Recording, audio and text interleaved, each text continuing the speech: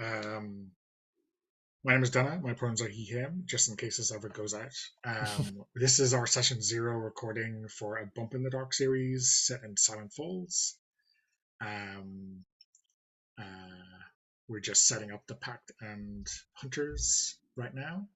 Um, no need for any intros, so we're just having a broad discussion about the Pact right now. Um, let me ask questions. Puckett, do you have any kind of thoughts or preferences about the gist or the vibe of your pact? Not at this moment. Please come back to me. Okay. Elle, how about you? I don't either. Okay. Maybe we will do it by the book. Yeah, I mean, I uh, think I was going to say that one of the things that seems important in the character creation that leads into the pact is the kind of local outsider kind of dynamic. Who's a local, who's an outsider? Because then we have to figure out how we come together based yeah, on yeah, that. If we're all locals or if we're not. Yeah. sure. So, Mark, do you have anything to add, or will we jump straight into? I do. I think that regarding the pact, I would like to see everyone be, if everyone's okay with it, townies. So not have any out of town people for this run. I think it would be interesting if we all had that like tighter commitment to the community and to each other as a pact. But that's just my thought. So whatever anyone else thinks, please chime in. How would you feel about somebody who is new to town but moved there on what appears to be at least a permanent basis, not for school or something? Sure. Like if that's part of what divorced you're going parent for. moves into town and brings the kid with them or whatnot. Yeah, absolutely. Go for it. Okay. I mean, blow-ins are what we call them in this neck of the woods. When it doesn't matter how long you've been there, if you weren't born there, right, you're still not a local. Okay. Okay, cool. So there are seven character types, playbooks, let's call them. The shield, the icon, the scourge, the raven, the stave, the lance, and the unshaped. In this character keeper, they each have a tab to themselves. The straightforward like one-liner is the shield is the headstrong fighter and protector. The icon is a calculating liaison and agent. The Scourge is a formidable spell singer and magic user. The Raven is an adept thinker and watcher. The Stave is a sneaky scoundrel and crook, my favorite. The Lance is a passionate occultist and zealot. And the Unshaped is a determined novice and innocent. I know, Jose, you have your eye on the Unshaped. If that's all right with everyone else, I guess you can all fight for the other ones. Puckett, do you have any on your short list? My short list is more like a long list, so if other people choose first, it limits my options. Okay. Mark, I think that's you then. I'm thinking of the Scourge or the Shield.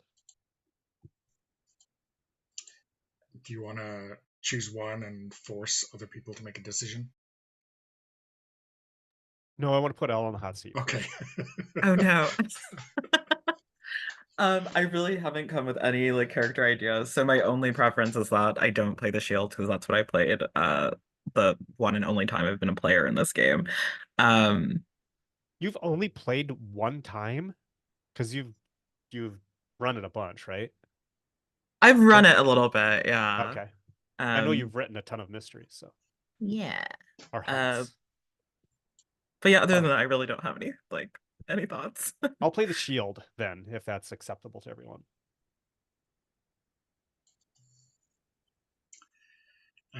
Okay, so We have Elle and Puckett playing chicken with each other now on all of the other playbooks. Um,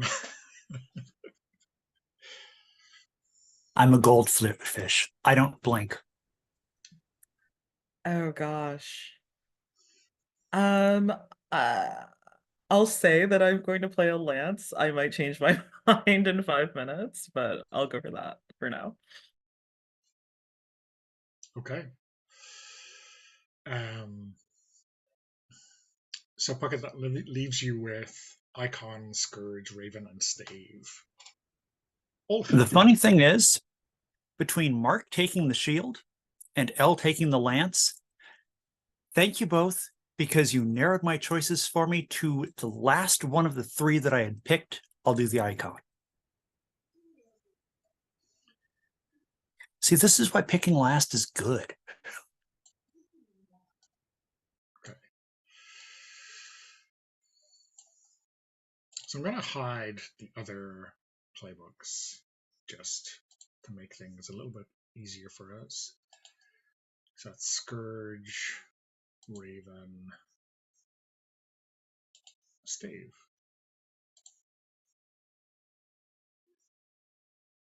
Okay.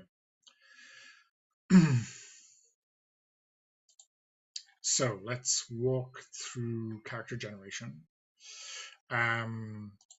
When you, I guess, you've all picked your playbooks. Congratulations, step one. We're gonna choose and detail a background. So backgrounds are made of 3 elements: a field, a specialty, and an origin. Those are all drop downs in your playbook. These are pretty broad. The origin is a bit more specific, and that's like, are you from Silent Falls or not? So I guess, I mean, that's not so specific as being just a very particular question. So you can go into some detail on that history as you want it. You know, it's pretty basic. I guess you can always add to that when you've had time to mull it over.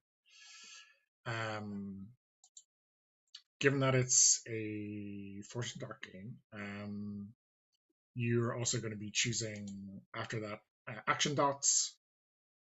4 action dots. Sorry, you start with 3 already marked, and these are not marked in the character keeper. So let me tell you what those are. The shield has got Wreck 2 and Compel 1.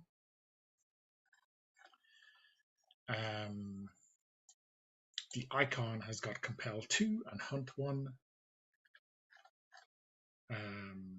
The lance has got Connect 1 and Hunt 2, and the Unshaped has Scramble 2 and Rig 1. Okay. And then you get to add 4 to that.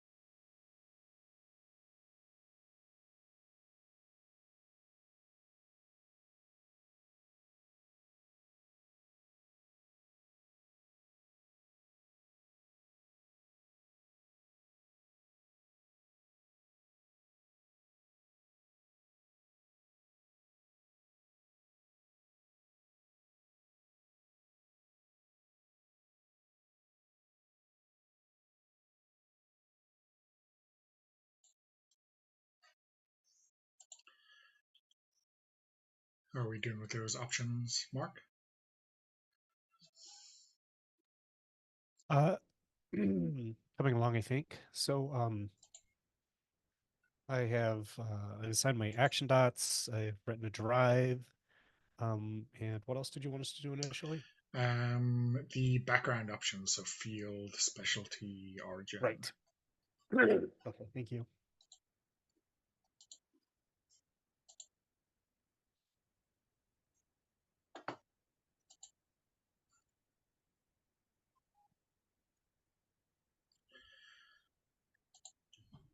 How about you, Puckett? Anything? Got the most important part done. Found my Picture? pick.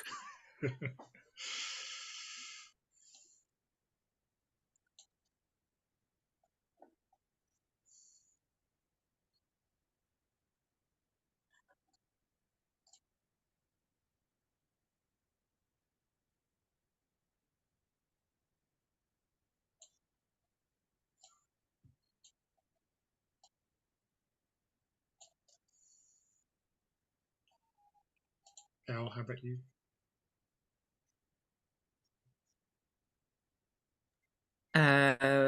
Almost there.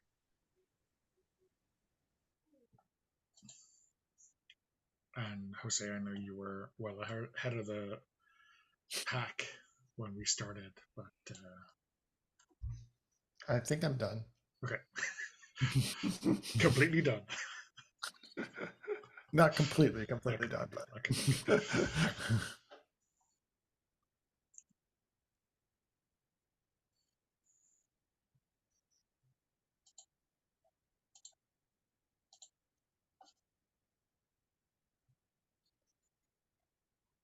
you all know my tendencies by now.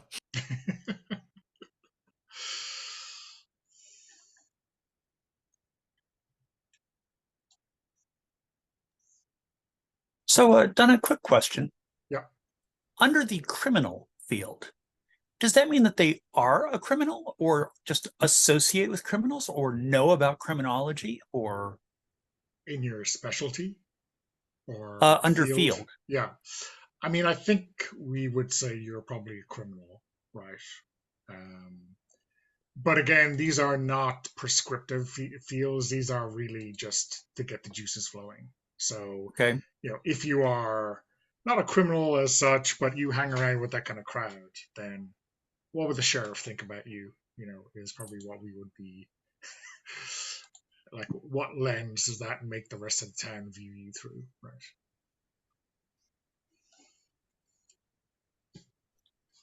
So, maybe you never indulge, or maybe your criminal record was expunged when you turned 18, or whatever you have in mind. Why would I want it expunged?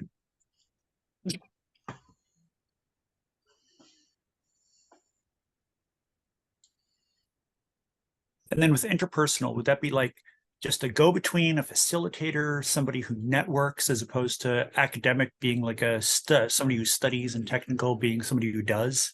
Yeah, so I mean, it could be anything from like works in the service industry to just your vibe. You deal with people, not with anything else. So again, however you want to view or frame that, whatever works for you works for me. Okay. Hopefully last question. The Dripping Dagger, the bar Yeah. in town, does that have an owner? Well, Back in the 70s, it did. probably. Spoiler alert. It was owned by a PC in the town called Malice. I think age being what it is, maybe most of our characters have passed on in the 2.5 decades since. So, Could I have inherited that bar? is your family name Briarwood, or are you a Briarwood scion?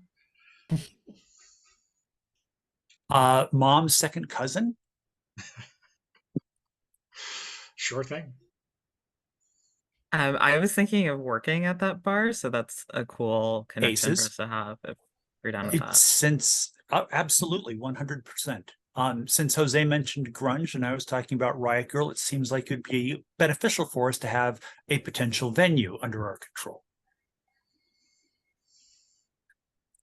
Because that means no matter if Jose's character is in a band and I see that it's Enoch Briarwood, perhaps due to the Briarwood name, maybe one of the stipulations is that I can never cut your band off or not book you on a show, regardless of how shitty you are. Totally.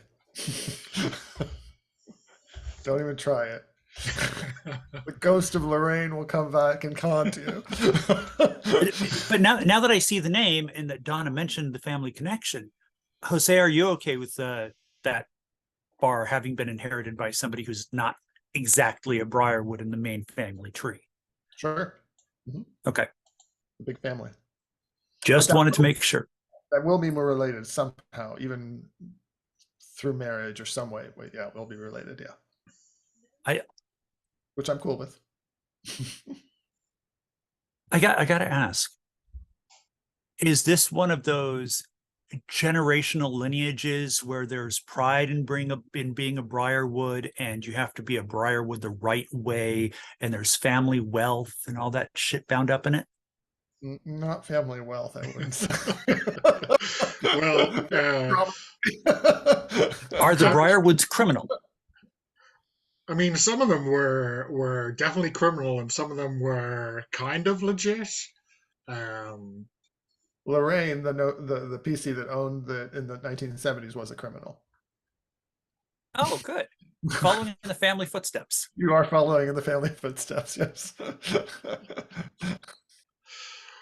Oh boy. What kind of crime did Lorraine get into? It was mostly petty drug dealing, but she had been branching out into prostitution or running prostitution, as I recall. Oh, sorry. Interesting. I know we have a veil on explicit sexual content. How do we all feel about sex work being part of the game? I personally am perfectly fine with that. Okay. So if this were also a part-time strip club, would we be okay with that? 100% from me. Yeah, okay. Sounds good. And that doesn't mean Elle or Jose that your characters have to be strippers or anything of the sort. It'd probably be like a once or twice a week thing, maybe once or twice a month. You know, female empowerment in the name of Riot Girl and everything like that. Girls to the front, girls to the stage, etc. For all I know, men might not even be allowed in there that night.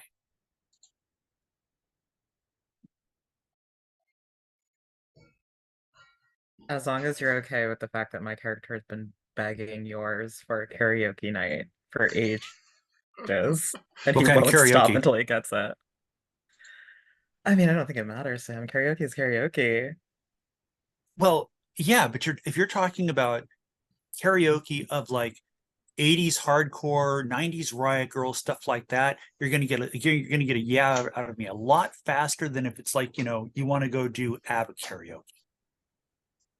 He'll compromise and do a little heart for you, I think.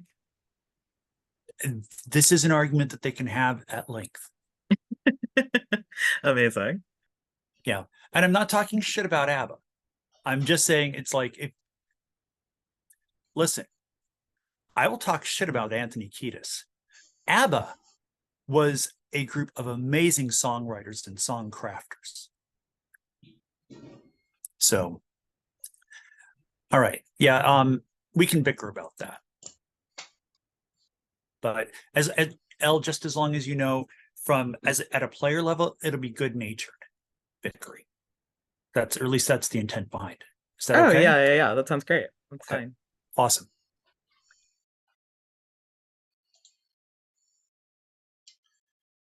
Okay, great. Does that mean we have more or less answered the questions for our backgrounds? At least pick the options, right?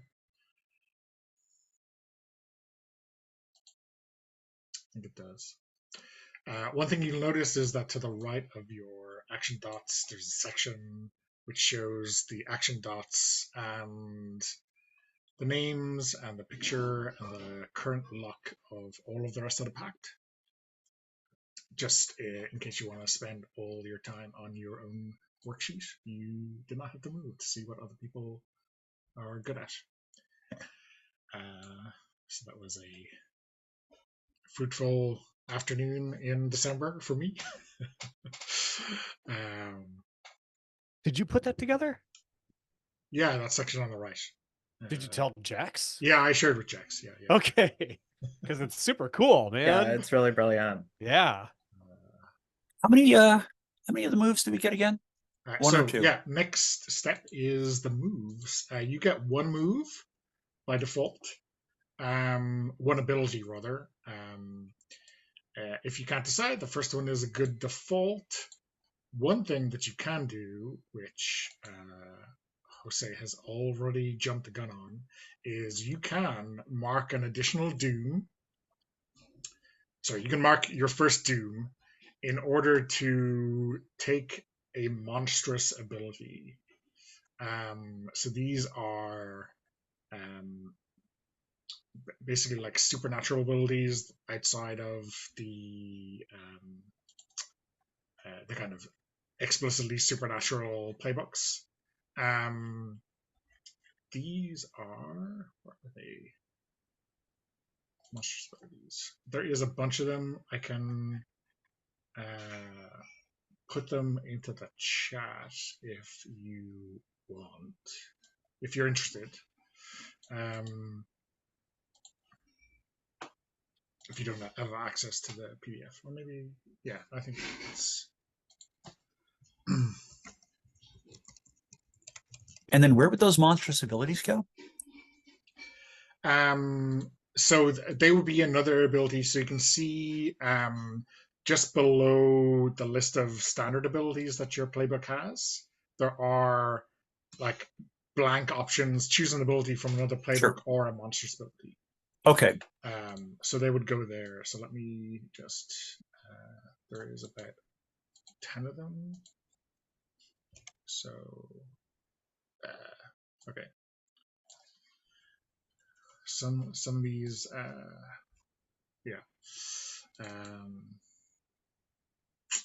Zoom does not like the text.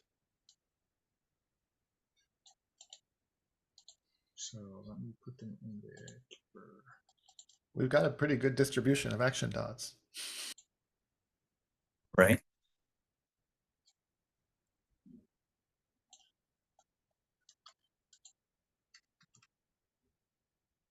Oh, okay. No, it's just the font, I think, because Google Sheets doesn't like the titles of these either. Is it worth talking about who took what ability?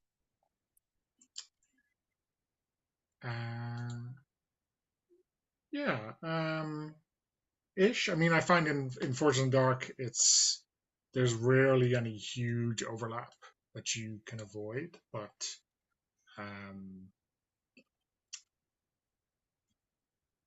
I took crime scene investigator. Did anybody else get that? sorry, they're not shared at all amongst the playbooks, so there's like no one else. Oh, okay. Never mind. Of course, the reason I'm a good crime scene investigator is because I just look around and see all the stuff that I would have done differently to not get caught.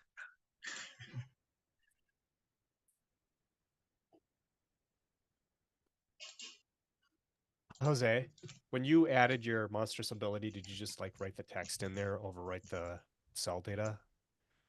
I went to the data sheet and nabbed it. Okay. and nabbed it and popped it in. Yeah. Copy, So I think if you go, let me delete that. That's if you go to the data hunters tab, and you'll have to search a bit, scan across a bit for the special abilities. Where are they?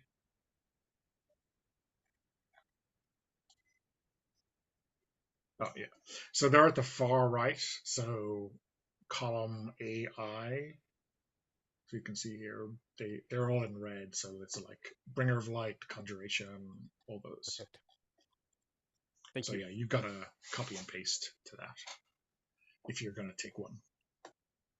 Received. Thank you. The Data Hunters tab just vanished. Oh, okay.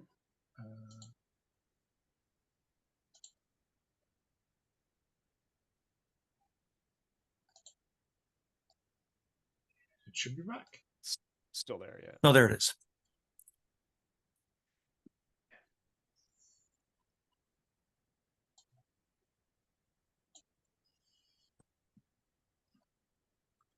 So it's worth noting there's no prohibition on like not taking duplicates on these, but obviously it's everyone is choosing from one list, so it's worth noting Jose has taken lingering sense for Enoch, which is kind of like a psychometry thing. I'm taking Eldritch Secrets, which is another kind of attack thing. Is anyone looking at Shapeshifter or Firestarter? Looks like we're gonna have a lot of monstrous abilities. Yeah. I mean, oh, okay. I could create or manipulate an Inferno. I might be looking at Firestarter, but I'm not looking at Shapeshifter. Okay, cool. So we're gonna have a Shark Boy on our hands, I think. So we Shark know Boy. from our Monsterhearts game that there is a werewolf connection with the Briarwoods, right? If I recall correctly.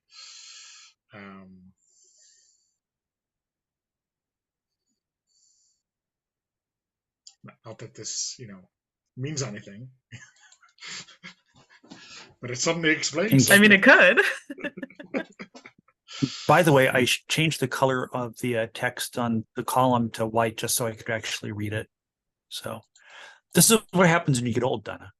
It is. I did not make this character keeper, so I only made the extra bit whereby you didn't have to go from tab to tab to see your pack mates.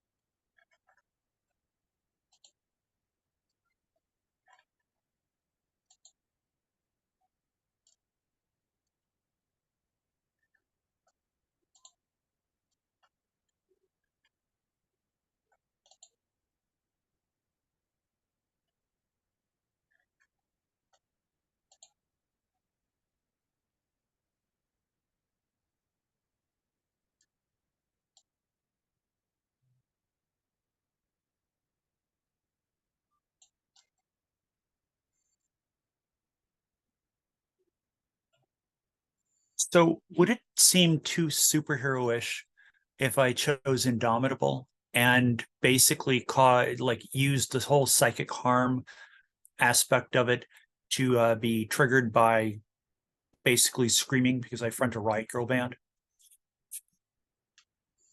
Or is that too Black Canary for folks?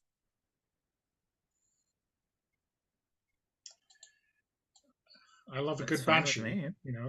Yeah, totally. Elle, what do you think? Yeah, no, I think that sounds great. Donna, did you say I love a good banshee? Oh, He did. That is what I said, yeah. sorry. I don't know why Now, that did cracked you me mean up. Banshee the X-Men or Banshee the Spirit or Well, I think if you're mentioning Black Canary, there's also a banshee in that lineup. But yeah, I meant the spirit. I mean, like literally, banshee just means basically fairy woman, right? So yeah? I don't know. How did the whole screaming thing get into it? Because immediately before or on the time of someone's death, the banshee's wail is what is heard.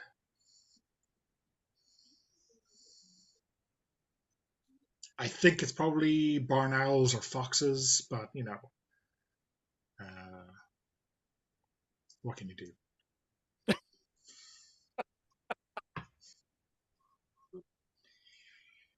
Fox screams do sound like uncannily human sometimes. I discovered that when I was living in London. It took me a long time to figure out what it was. And it was the fox vermin that crawl the streets of London. Urban foxes are brilliant. We have a lot of them in Dublin as well. They're very cute. I Not mean, very nice, I don't think, but very cute. I mean, they're fine. I mean, I just remember walking home in the early hours quite often, and like deserted streets, and like looking across the road and seeing a fox, and like, we are out far too late, but do what you have to do. So, Donna, is there supposed to be a drop-down menu that appears when we check the choosability from another playbook or a monstrous ability? No, you have Or do we to just paste it in? Paste it in, yeah, exactly. Okay. I just wanted to make sure. I mean, there should be, but I think because it's choosing an ability from another playbook or a monstrous ability, it's No worries. Yeah. So I have my Doom marked for that. okay. So I should be starting with like 3 Doom boxes unchecked, plus Yeah. that gray one at the end. Yeah. Okay. So everyone is doomed. I mean, mostly doomed already before we begin. Better to burn out than fade away, right? Okay.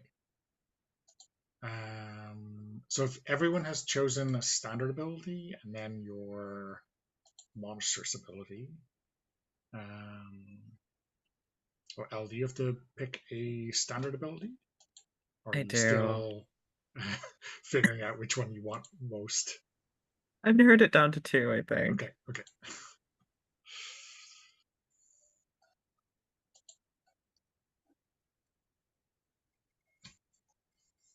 We give you some time to figure that out.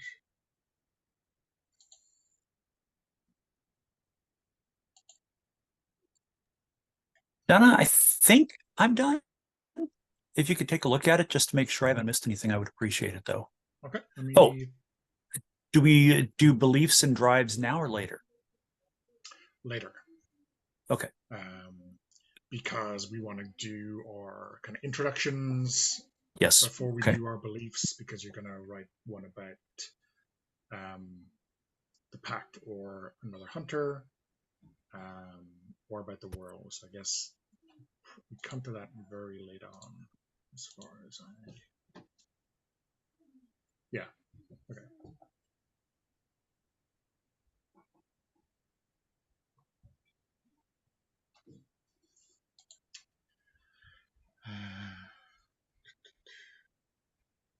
Okay, other than that, I think everything looks pretty good.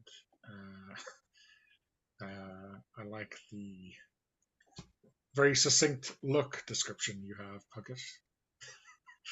Oh, I'm adding to it right now. Okay.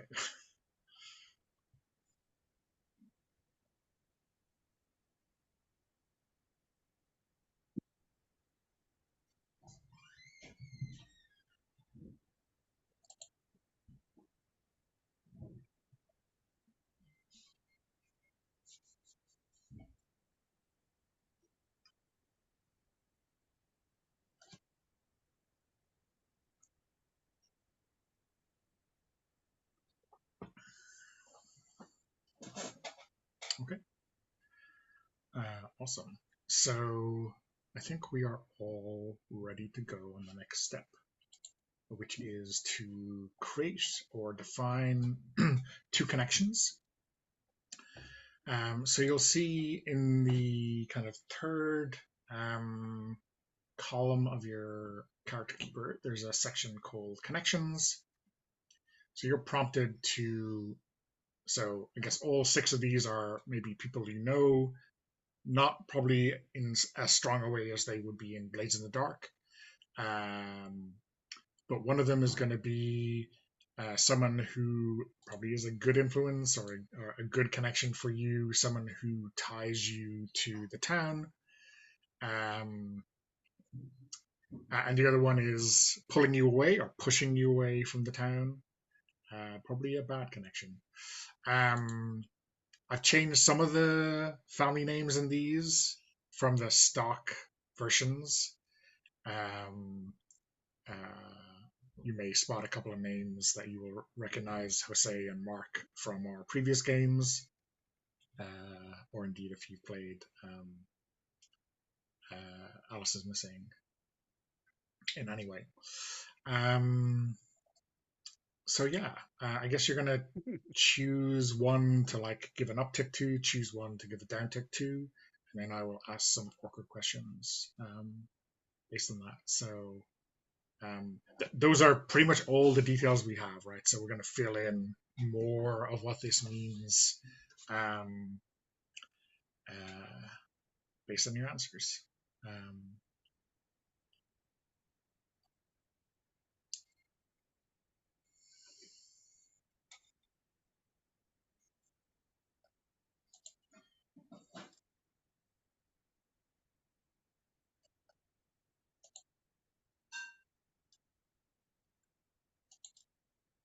Okay, looks like we have arrows for everyone enabled. So let's start with you, Mark. Georgie Hale, a retired boxer.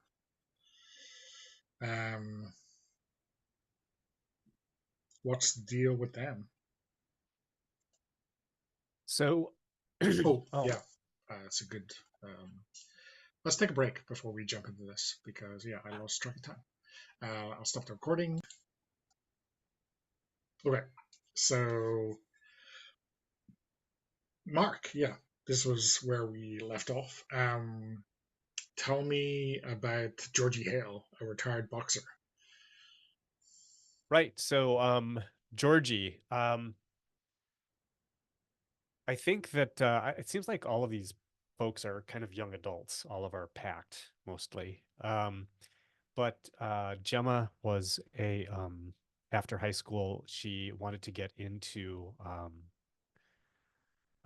MMA. So like it's just starting out. They're having these weird matches in what they call an octagon, and she had been training with Georgie, who had and I can't remember much about Georgie. Was Georgie a Silent Falls character? No, this is This is from last time. Okay. completely fresh. Okay. Not even the family name was changed. So Got it. So Georgie was teaching her, but Georgie said that the problem with Gemma is that she didn't know when to stop, so she would just get beaten horribly by other fighters, and she wouldn't submit soon enough for Georgie's taste. And so Georgie kind of gave up on her because he didn't think that she could be a smart fighter. However, the place where they have this, maybe it's a small like gym or something. Maybe it's the what goes for like the the gym in 1990X in this small town. So Georgie still hangs out there, maybe even runs the joint, and does not like it when Gemma comes in and is kind of like he's not able to ban her from the gym, but he does not like her being there. He or she or they. I don't think well, they you specified. get to decide, I think. Well, make it a he. Um,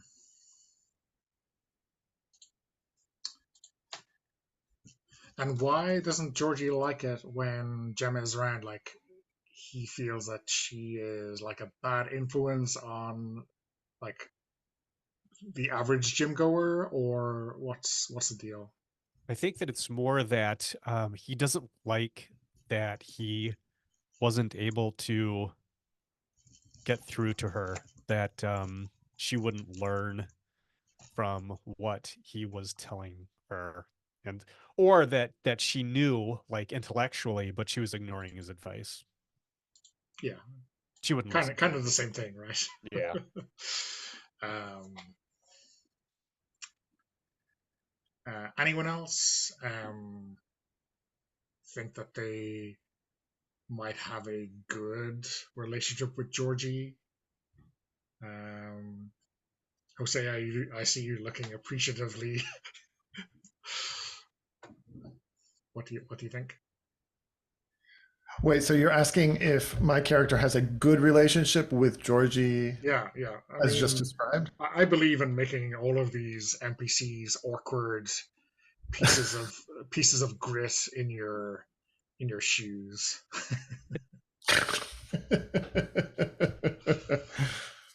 The game Uh, doesn't tell me not to create PC triangles, but I'm gonna. hmm. Maybe my character does. Yeah. Ronan had two brothers that were around the same age as him, a little older. But they were all like relatively beefy guys that would probably, spend a lot of time in the gym, in the boxing gym. Um, and maybe Georgie was kind of a like mentor figure to them a little bit. Okay. So Ronan has kind of secondhand good vibes. Uh, like he I think knows that. Ronan hangs out at the gym too, but like Okay. mostly to check in with Georgie. Okay. Cool. Yeah. Okay. We'll give those brothers names when they get into trouble, right? Oh, I think I'm thinking of their dads. Their names were Jonah and Phoenix. Okay.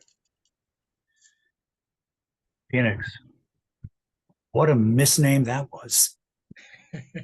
He could yet come back, maybe. Who knows? How old is Georgie, and what's Georgie's relationship with alcohol or drugs? um, I mean, retired MMA fighter could be, maybe pushing 30, right? Um, I mean, it could be pushing 30, 40, 50. I mean, MMA at that point, obviously, probably very young if he's retired, but yeah. My thought I that mean, he was could have that been boxing a while. Yeah, my thought that was that Georgie had been a boxer, like a classic boxer. Yeah. So he Are runs a you, boxing gym. yeah. Puckett, are you thinking helps out at the bar Bouncer or with a bit of drinker. bouncing? Yeah. Yeah, maybe like takes on some bouncing shifts at the bar to make extra money to keep the gym open. Because I mean, this isn't a big town, right? No. So it probably has got to have some more income from somewhere to keep the gym open. Yeah. So I was thinking that if he drinks or does drugs or needs performance enhancing drugs for the gym, it could be an angle that way. He could pick up some extra shifts at the bar doing bouncing and like tossing people out when they get a little too unruly. And probably a bunch of us have to explain to him the difference between a mosh and a fight pit or a fight. So, like just say, no, that's just moshing. That's not fighting. Yeah. Sounds perfect. Okay. So So it's do we really want to just narrow Jenna that who's got a down? problem with with Georgie. Do we want to narrow down whether it's drinking / drugs or bouncing? Well, I think bouncing sounds like the best one, but may like a drink also, right? Okay. May. I've known plenty of bouncers who kept an open beer bottle at somebody else's table while they bounced. So Yeah. May work for payment in kind. Who knows? aw, that's so sweet. You mean I have to go beat the shit out of people for him too? Yeah. Yeah, that's exactly what I meant.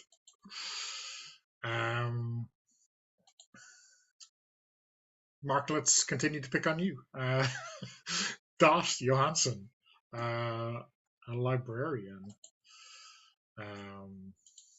Yeah, she pronounces it like Johansson, like Oh, the okay, sorry. American. Yeah, that's okay. I I'm know so you European. play with here. a lot of European people, so what are you gonna do?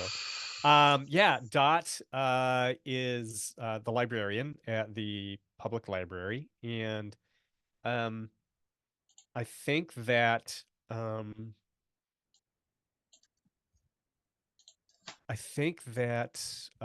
Gemma's parents are both dead.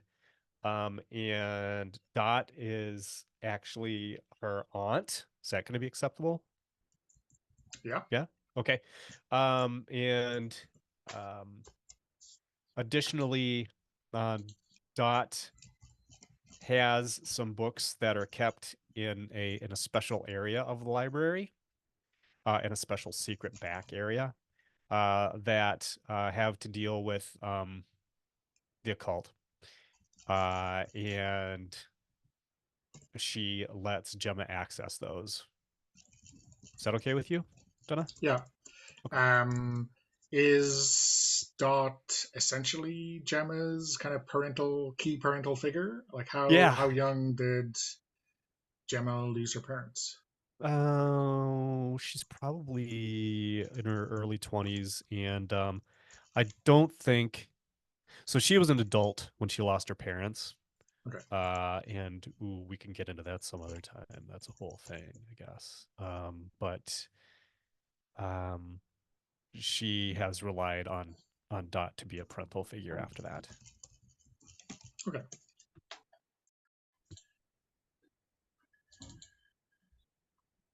I feel like somebody might have a difficult relationship with this gatekeeping librarian.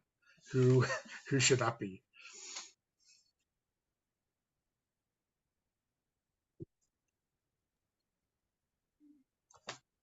Anybody want to off?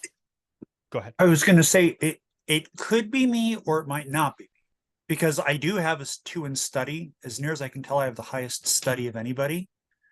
So I can see why that could be a problem, because I might challenge Dot and say, look, I know what I'm asking for in terms of interlibrary loan. Just please get it for me. Or it might be a situation where Dot kind of maybe admires the younger Riot Girl spirit, and I talk to her about second wave feminism. It may be both. Mm-hmm. Maybe I'm a pain in her ass and she still kind of respects me for it. Jose, how about Enoch? Is Enoch a troublesome influence at the library, or what do you think? Is this a public library? Yeah, public library. The public library.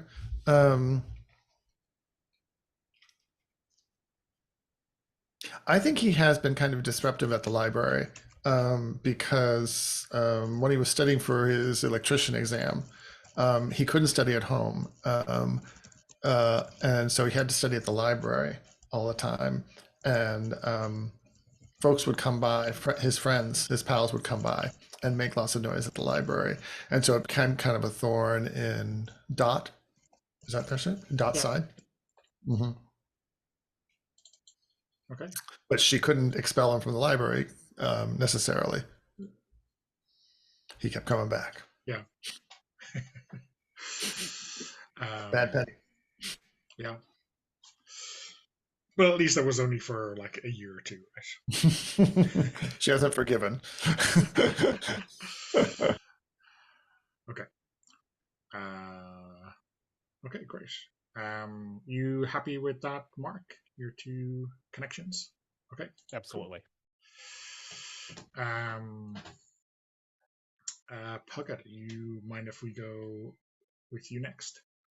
Oh, absolutely. I'd love that. Okay. Archie Morse, a Fed. Fuck that guy. Like, this is a guy who hounded me in California, and because he's a Fed, he's followed me to Silent Falls now and is still waiting for me to screw up and make a mistake. Like, the guy thinks I haven't gone clean, that I'm not legit now.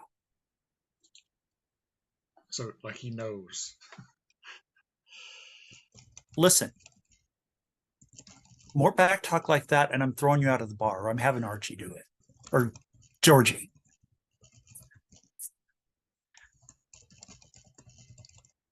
Besides, innocent until proven guilty, right? Famously. What's the crime or the kind of connection that you're most afraid of him getting some dirt on you for? All of them. I mean, he's a DEA agent. So basically, all of the illegal stuff going on at the club is stuff that falls under his purview. So, yeah, like, I mean, best case scenario is that I just get possession. But since it's packaged, it's possession with intent. Mm-hmm. So basically, if this guy gets any of the stuff that goes on under the table, under the bar, out the back door, etc., I'm screwed. I mean, that's when I have to decide, what's worse, spending, 10 to 20 in the state pen, or, well, we're out in the woods here. A lot of things can happen, right? Yeah.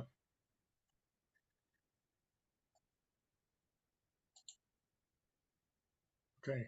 Dare we wonder if anyone is bold enough to have a good relationship with this Fed?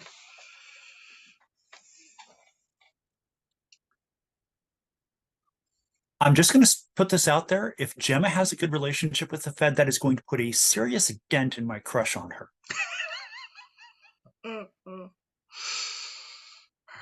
Sounds like it's mandatory, Mark, I think. And if Roman does, we really have to talk about his continued employment. Of course, maybe Roman's actually working as a snitch. I was Who actually knows? kind of thinking that he probably wouldn't be down with the direction that Shanna's taking the club. So he might be feeding information to the Fed on the sly. I mean, Uh, it's not like it's serious. It's just like there's weed coming in and out, so occasionally some, performance enhancing drugs for the people who want to make sure that their muscles are developing properly at Georgie's gym. It's not like I'm moving keys of coke or something. Not yet. Look, everybody has to have limits, right? Haven't seen You know, yours yet. I'm not above selling a case of beer to minors, and I will sell weed out the back door all day.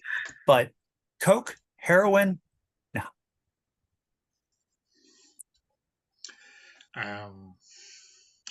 I think one person snitching for the Fed is enough without going too comical, right? I mean, I will say, Mark, if you want that for Gemma, Do not I'm happy want. to. Okay. Do not want. Okay. Cool. Okay. So Puckett, Indigo Ward. I guess there's a flip side to the Fed, and that is an informant. Well, yeah, I mean, but okay, so like, how in Dune, when Duke Leto is talking about the Harkonnens and how the Emperor forced them to take over Arrakis, and the Duke's all, and Paul's all like, we should just go to the Landsrat and tell the other houses. And Duke's like, yeah, but you see, right now we know where the trap is. We know which hand the knife is in. If we make some noise about it, we're not going to know. It could be coming from anywhere next time. That's kind of how things are with Indigo. I mean, we go way back, and I know they're a Fed. I know they're a snitch. They use they them pronouns. I know they're a snitch. I know they've informed, but we go way back. So it's one of those things, like every once in a while I'll talk about something else going on in town somewhere, because I know that'll get back to the feds. And that way I keep Indigo feeding them information, and Indigo doesn't have to snitch on me. Okay. So it's kind of a win-win. I try to limit it to like the people I know who are moving heavier drugs, because come on, nobody should go to prison over a nickel bag of weed, right? Even if they have like 50 of them. That's just a weekend. But, way too many people that I know from just being in bands have died because of heroin. So somebody's moving keys, a horse, and I'm just fucking, I can't give that information to Archie directly, but knowing that Indigo is a snitch, I can give them the information and know that it'll get taken care of. And that maybe, just maybe, another one of my friends won't overdose. Okay.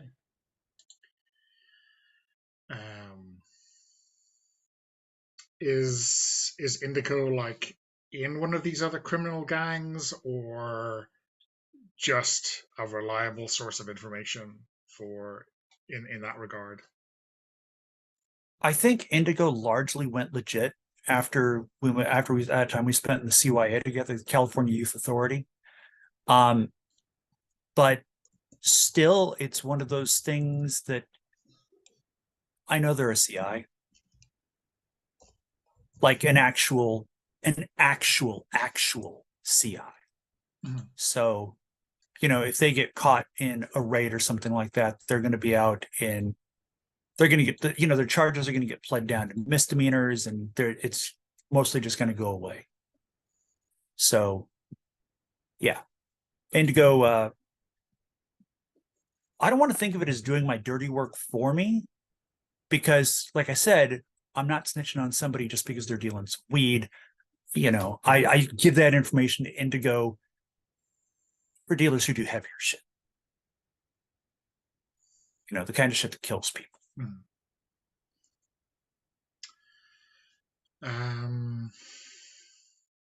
Mark, do you think we can make you a fly in this ointment? Yeah, absolutely. What's your beef with Indigo?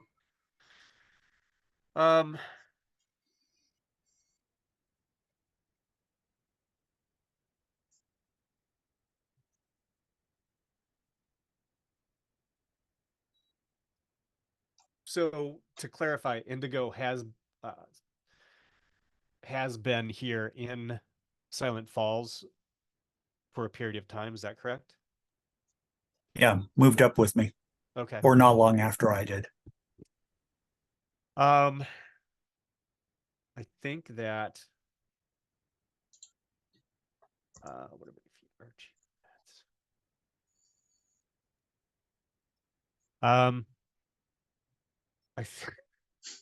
I think that I think that she just has a dislike for Indigo. That's like she just rubs her the wrong way.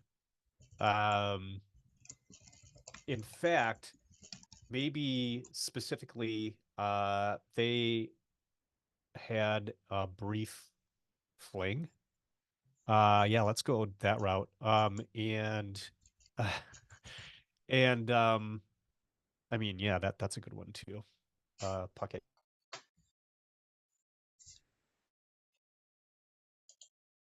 And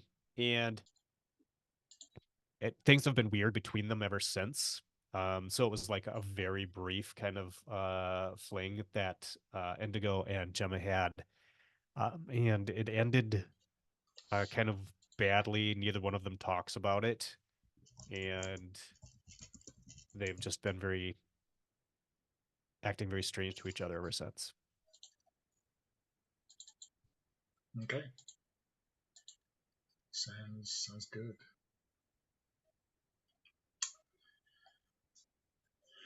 You happy with all that, Puckett? Unless anybody wants to make it messier and more troublesome for me. Al, do you have anything you want to stir with regard to I these mean, two NPCs? I'm 100% serious. I love mess. Jose knows it. Mark knows it. Donna knows it.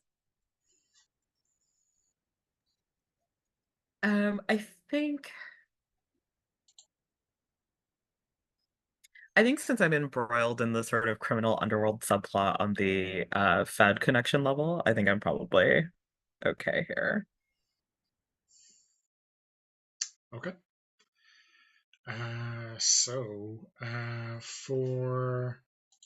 For Ronan,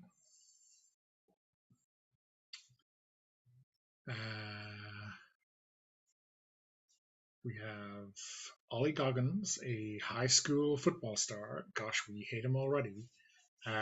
Pigeon Burning Claw, an alchemist. Um, so Yeah, for Ollie, who's the one that's sort of pushing me away from Silent Falls. I mean, the obvious thing to do is like this is like the douchebag jock who's like, stuck in his high school peak. But I think I actually want to go in a different direction. I think the reason why he's pushing Ronan away is because Ronan feels really bad for him. Like one of Ronan's brothers, I think, was on the football team with him. Like he's known Ollie for a long time. And he's sort of, I think like Ollie didn't really go anywhere after high school, like physically or otherwise. Um, Ronan kind of hasn't either, but he has serious reasons why he like feels like he has to stay, whereas Ollie's someone who he sees as like not really having a lot of options, and it's just like Ronan looks at him and goes, "All right, this is what happens to people who like are doomed to spend the rest of their lives here," and it's like a sad portrait. Maybe he hangs out too often in the Dripping Dagger. He's like battling some demons, the metaphorical demons. So yeah, I think it's like pity. yeah, pity. Okay.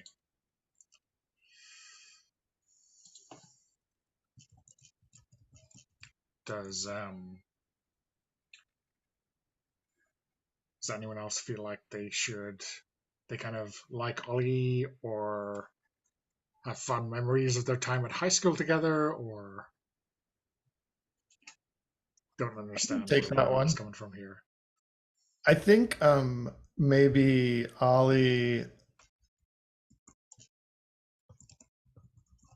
grew up in the neighborhood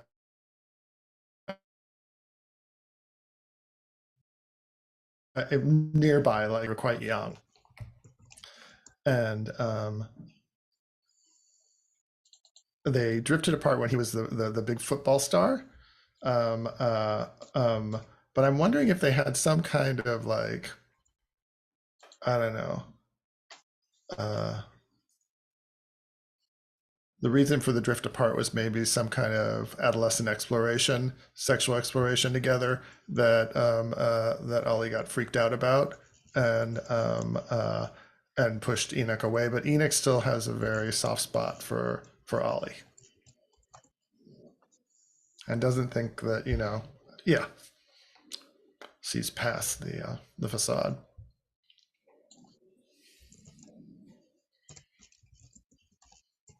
If that's okay, Al. Yeah, of course. Of course that's okay. Love it.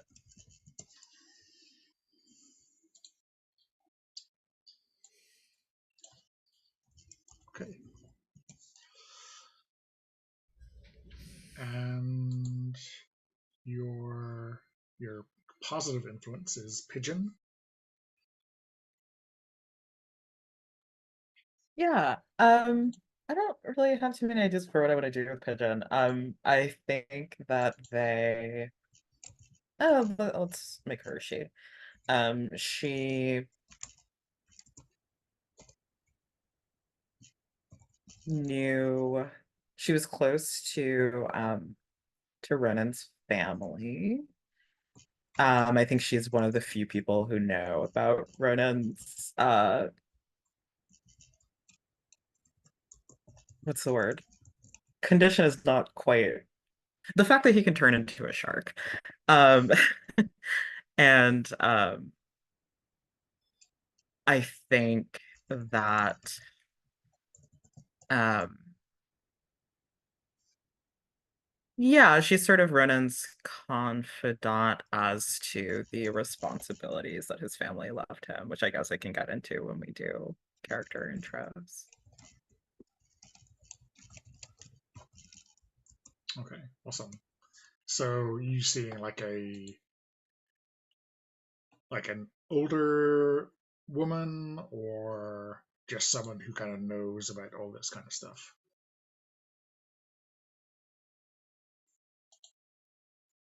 Um, older as in maybe like 40 something. Gosh, that's Maybe so kind old. of a cougar. I mean, older relative to Ronan. I'm not Yeah, saying yeah, 40 is old. sure. Maybe has like sort of a cougar vibe. Let's like make her a little hot. I don't know. Okay.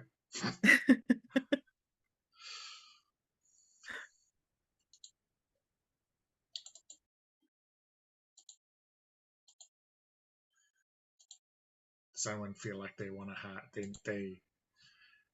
they're tired of warning Ronan off this cougar woman? You know, she's only after one thing: his shark body. Um, I would like to volunteer here, not for that reason, but because, okay, if we're talking cougar, might be into kittens.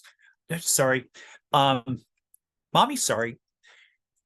But more specifically, what do you think about Pigeon maybe like helping us set up a microbrewery and brewing our own ales and IPAs and whatnot, or doing mixology? And that's helping you with your job at the bar as well as her alchemical stuff. Yeah, that's super cool. I'm fully into that. And if you want to do cougar stuff, that's absolutely okay. I have a sneaking suspicion Shanna might be kind of like, oh, okay, maybe. Yeah, I'm not sure that Ronan's like into her. I just want her to be hot as a player. I mean, So- that's relatable as fuck, though. So go for it. Is Ronan ace or aro or anything like that? You know,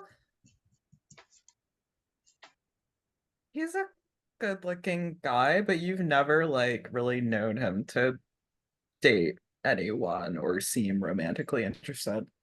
So like maybe he is, yeah.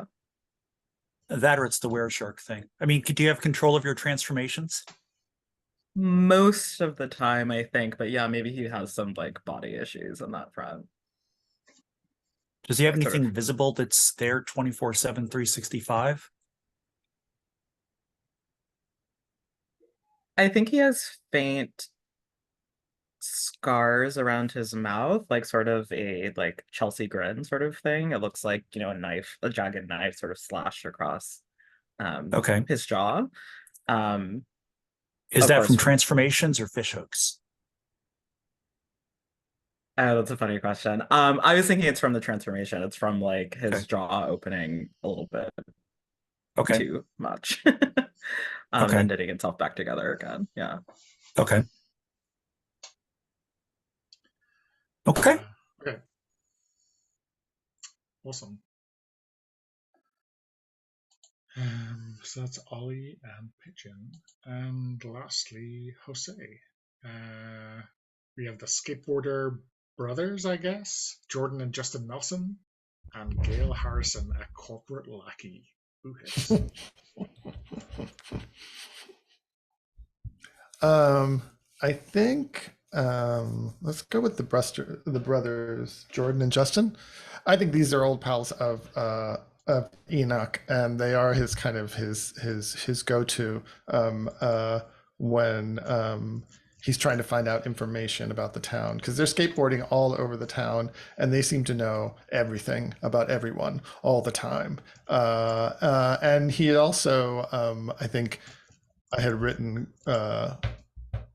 Enoch's solace being camaraderie. And so he likes to hang out with these guys and some other friends for when he wants to like kick back and just forget about all the supernatural stuff and just, unplug. And I think they're sweet guys. I think they're kind of, lovable stoners. Okay. How old are they?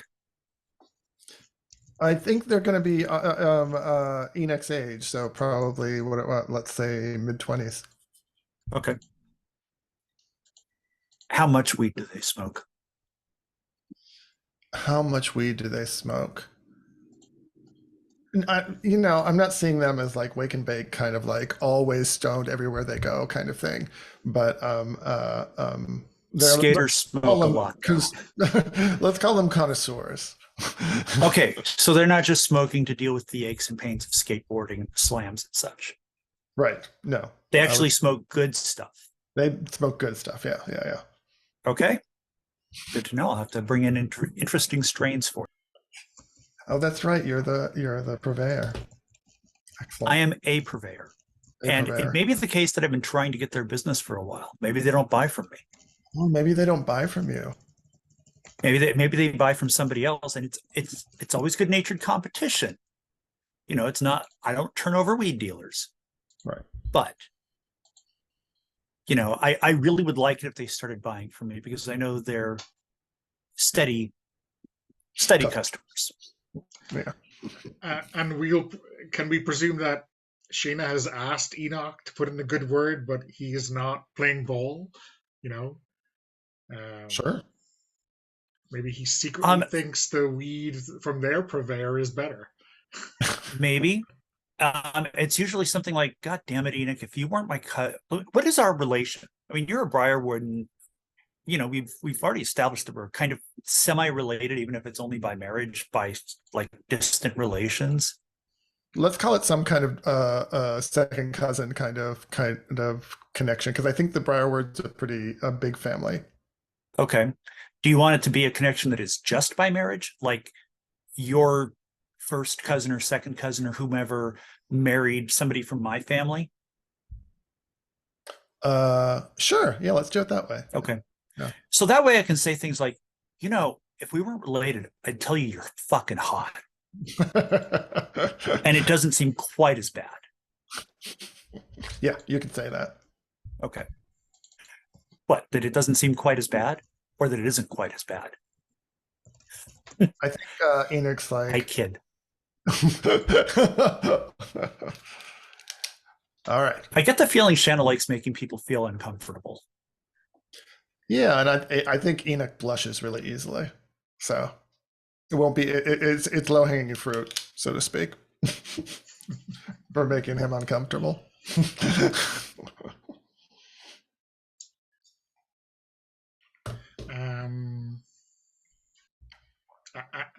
Is that kind of covets their custom enough of a cross connection, do we think?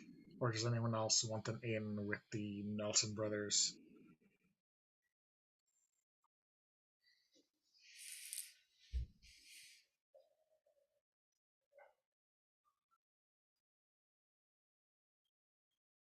I could probably use a second connection. So of this type. So I think that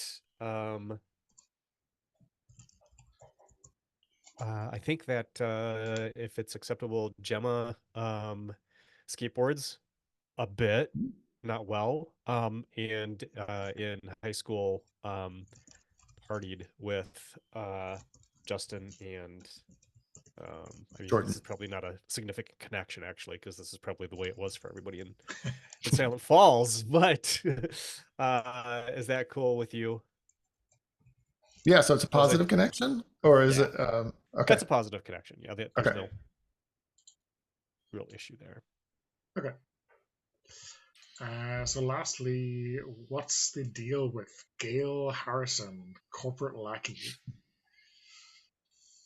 Good question. Let's see. I think Gail Harrison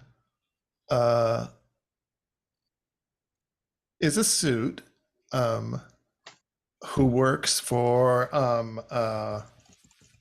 the hotel chain that's taken over the hotel that's on the seashore. We had a hotel, right, that was being built in the 70s. Is Yeah, that correct? yeah. So if you look at the town, the resort is there. Oh, the resort is there. Okay, yeah. Maybe not as half as grand as it was originally planned.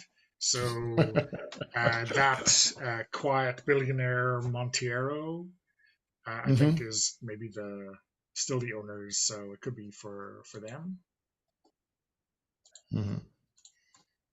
So I think maybe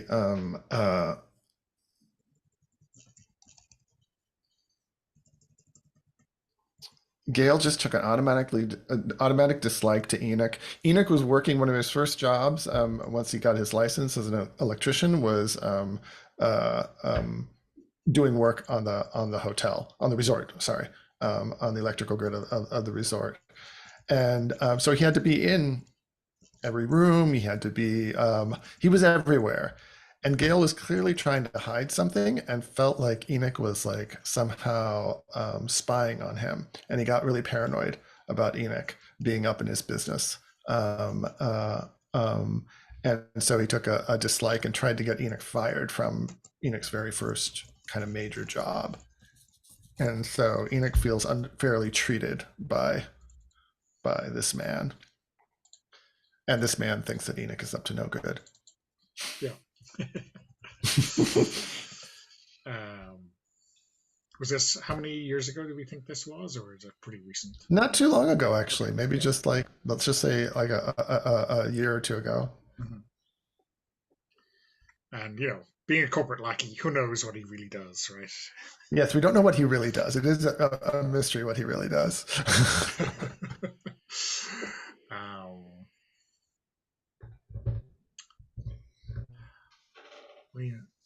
Like the Fed, I mean, who really wants to be a friend with a corporate lackey? But I'm sure someone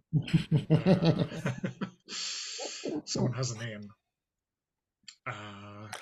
Well, I remember when Lorraine first. I'm sorry, my video keeps going off.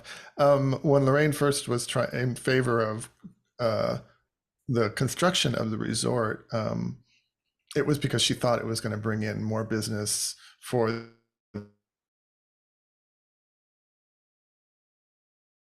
the Dripping Dagger. Kind of I scratch my back, I'll scratch yours between the Dripping Dagger and the resort. I don't know if you have any ideas about that, Puckett. Do me a favor and repeat that, please. Sure. I was thinking that maybe there's some kind of business relationship between the Dripping Dagger and the resort, and that Shanna and this corporate lackey Gail, have a kind of I scratch your back, you scratch mine kind of relationship. Maybe even in the yeah, I don't know. I won't characterize it, but I was just thinking if that was something, because we're trying to find someone who has a positive relationship with this corporate lackey. Okay, so how about this? Because corporations suck. Corporate rock sucks. People who work for corporations suck. But there was a but. Of course, there's always a but. Maybe it's the case that whenever one of their employees is in the bar and gets a little too tanked and causes some trouble, I usher him out the back and call Gail to come clean up the mess. Like if somebody caught like if somebody got punched or something like that, Gail comes in, smooths things over, make sure they get to a doctor, all the paperwork so that they don't sue the hotel. A fixer. More or less, yeah. And in exchange for me not just like throwing them out on their ass and probably having something broken on them in the process when Georgie's tossing them through the door or out the door, same difference, right? Maybe Gail just kind of like leaves what do they call it? An honorarium, perhaps? Generous. Informal incentive. Mhm. Yeah, Gail is generous. If to keep things out of the paper and especially off the police blotter. Does that sound reasonable? Sounds great to me. Okay. Plus, it keeps that whole thing in place about Gail being a scumbag. So, For the sake of our understanding, I'm just calling these bribes in the character description. yeah, Such a pretty harsh- much. Yeah. Gail definitely pays me off for not making an issue of things. Yeah. Okay, outstanding. Okay, that was fun. Probably far more time spent on that than typical, but I think we have got our money's worth out of it. Let's take a break, and when we come back, we'll do intros and then get into the pact and beliefs and drives. So, do you want to say 10 minutes? Sure. Oh, can I? Someone put a picture in for the twins, and I had one ready. Can I? That's it. Okay, so the next two steps are choosing your solace and then creating beliefs and drives. Given that one of those beliefs is about another hunter, let's jump in, or let's begin this with some character intros. Left to right, character keeper order is the tyranny we bow to. So Mark, why don't you introduce us to Gemma? Sure thing. So Gemma Holwell is a um a woman in her 20s, early 20s, who kind of bounces around from job to job here in Summit Falls. She was a high school soccer goalie. Her parents died shortly after graduation. She is an aspiring MMA fighter, and she she's not that good at fighting actually, but she's more she does pretty well taking a beating. And I think that let's see, what have we got? Her abilities are relentless, which is push your luck to perform a feat of physical strength verging on the supernatural or engage a small gang or large monster on equal footing, and eldritch secrets.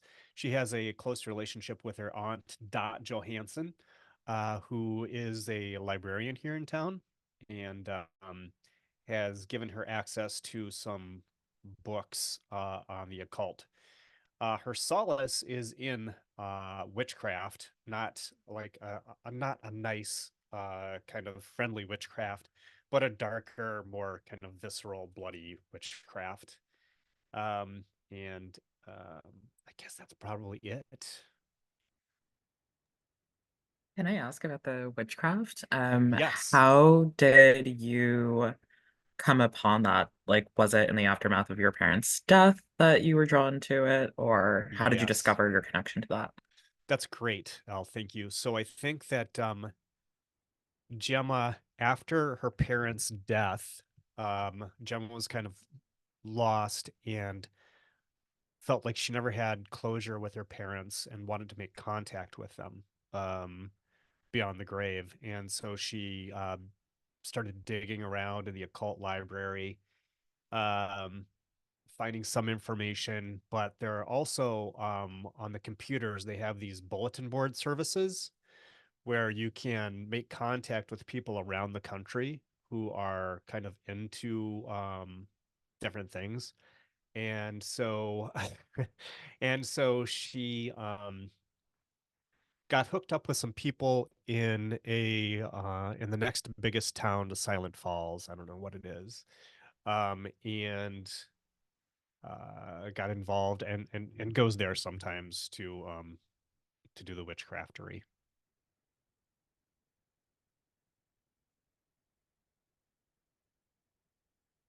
So yeah, is that good? That really helped me out. Thank you, Al. I appreciate that. Yeah, absolutely. Okay, cool. Yeah, so let's do the round of intros, and then we can touch in on beliefs and drives. Uh, who's next? Oh, you're next. Yeah, so Ronan, as mentioned, works as a bartender at the Dripping Dagger. Um, but I think he considers his real job, quote unquote, the sort of occult familial lineage that he has. I think that the Cross family, for whatever reason, like way back, were sort of designated as guardians of the beach of a kind. I noticed in the town sheet that the beach is known to the locals to have wicked riptides, tragic drownings, keep the wives out of the water.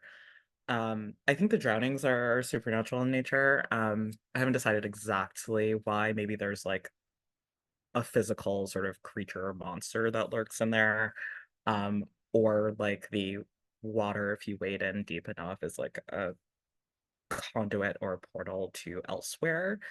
But either way, it is the Cross family's job to keep such tragedies from happening.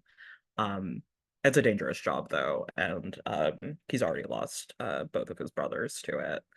And now the responsibility falls kind of solely on him. And the prognosis doesn't look great for him surviving it either. So um, it's sort of this responsibility slash honor slash burden that he shoulders. So he spends a lot of time at the beach during the day and the dripping dagger at night, and that's his life. Yay. Al, what did you write for the drive? That's a great question. Yes, my drive is I will shoulder my family's legacy, protecting the beach and protecting others from it. Excellent. Did you mention um, his solace? Oh, his solace is karaoke. Yeah. That's so good. Well, what is it about karaoke that brings him solace? I think it's like uh, he doesn't talk about this like burden that he feels a lot. But he can kind of like communicate it without communicating it through song. Like he just like leaves it all there on stage. I mean, I think it's like probably something that he and his brothers would like do a lot. And it's just like a way of connecting to them as well. Also, he's got a beautiful singing voice.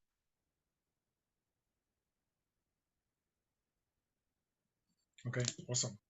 Thanks, Al. Puckett. Oh boy. So I'll be playing Shanna Haste. I would say that she has kind of a checkered background, but it's really not that checkered. She's always been on the wrong side of the law, going back to literally grade school. When she was in high school, she got busted for selling weed and went to the California Youth Authority and met up with someone there named Indigo. And when Shanna got out, she went north and tried to get out of California. Her family kind of sent her up that way as well to say, let's keep you out of the state and see if that helps. And then Indigo followed Shanna. So Shanna currently owns the Dripping Dagger and employs Ronan and periodically Georgie and so forth.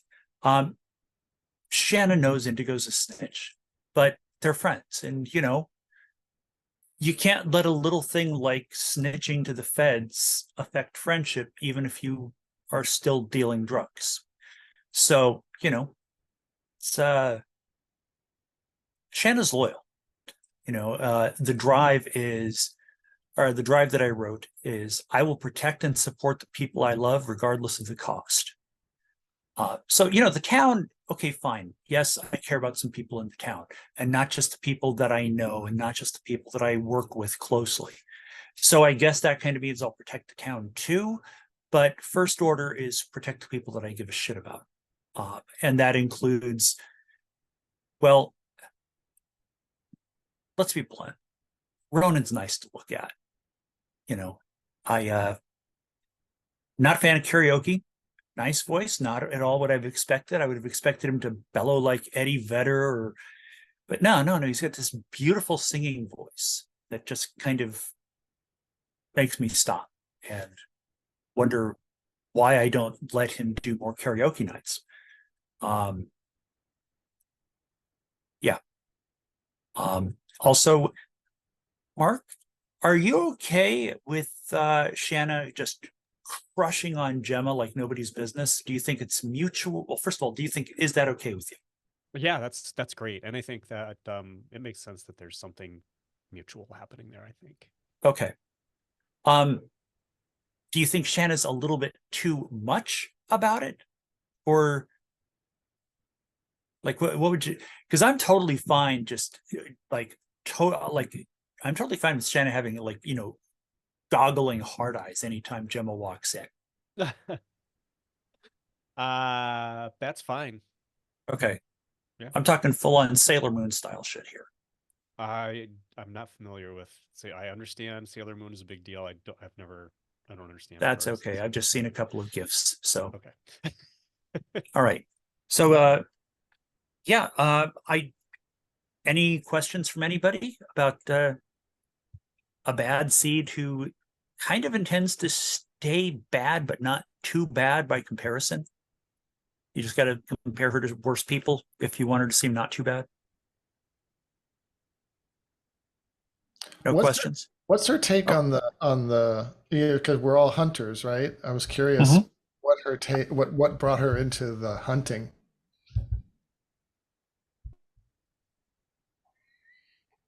Bad night at the bar.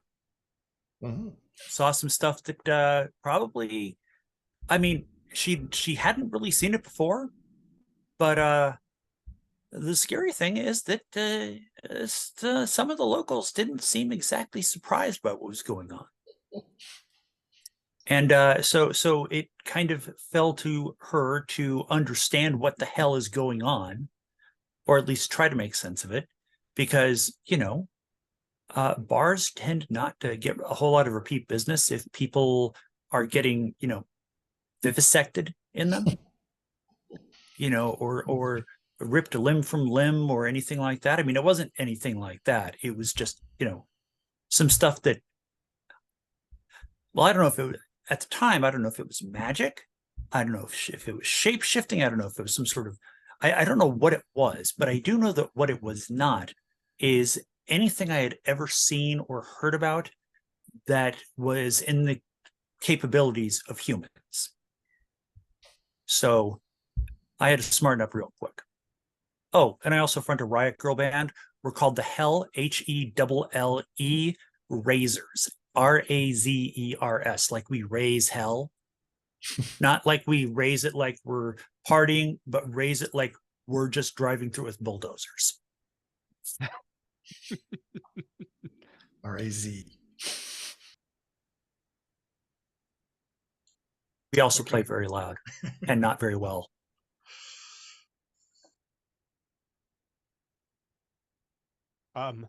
Does Shanna play an instrument?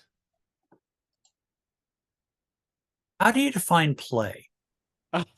Does she hold one and use it to make noise? Yes. Okay. if you ask her to identify a chord, she will probably give you a letter of the alphabet that may not actually be a chord. Well, that's like that's a Q chord, right? Yeah. Yeah, she pretty much just plays bar chords and pick Alright. slides.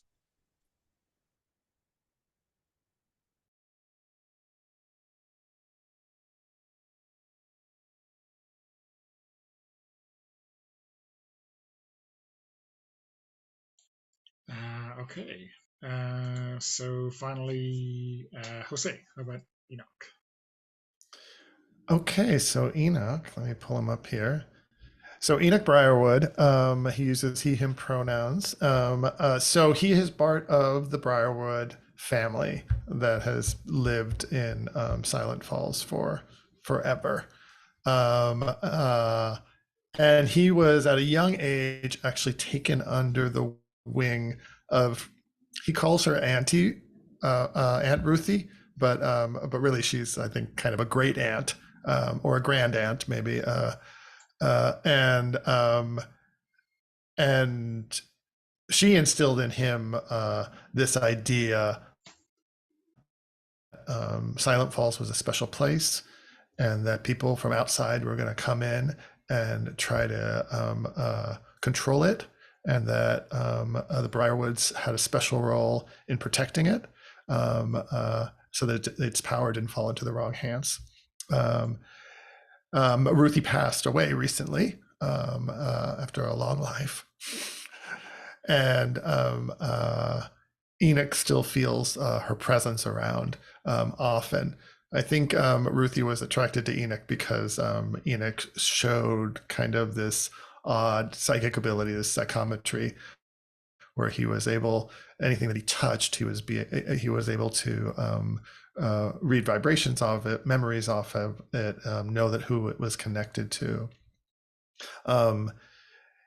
He still feels very uncomfortable about that ability, and it makes him feel very vulnerable to use it, and he gets scared about using it, although Ruthie always encouraged him to use it. In terms of trade, he's an electrician. He just was licensed in the past few years. He's very good with his hands. And he, as many of us apparently, is an aspiring singer-songwriter, but he keeps his stuff pretty much to himself a lot. He's never played at the Dripping Dagger, and mostly he's just writing songs for himself, and he hasn't really shared them with a bunch of people. His look is, he's got a grunge look. He's soft-spoken. He's easy to overlook, but he's difficult to say no to. He does have a charm about him. And when people do talk to him, he has this trust me move, which makes when he makes himself vulnerable and open to people, it's very hard for them to say no to him. Everyone wants to do what Enoch says when he opens up to them. But he's not Machiavellian about this. I think he's more kind of naively open-hearted sometimes about it. So that's what I could say about Enoch as way of introduction. Let me see if I can get my camera back on. But I'm open to questions. Something occurs to me now of like the Briarwoods sort of have this mandate to protect the town, and so do the crosses, but like a more kind of localized part of it, I guess. Right. What do you think the history of the relationship between our two families might be? Like, have we been cooperating for generations, like for the similar goal, or is there like a family rivalry of some kind? That's a good question. I think Ruthie was always very drawn to the forest, and not so much to the sea, and felt like the real power of the town lay in the forest. So maybe there's kind of a what's the right word? Like, you have your territory, we have our territory, and never the two will meet. But you'll take care of anything coming from the sea, and we'll take care of anything coming from the land. Um, uh, but I'm wondering if there's kind of something uneasy in that détente between the families. I don't know what it means for Ronan and Enoch's relationship. Um, I uh, wonder if there's like something, some schism, maybe like way back that like caused that division to come right. about, right? Like maybe we were working together very closely, and then it's like, you take the forest, we'll take the ocean, Take and we the won't ocean. have to like talk to each other anymore. Mhm.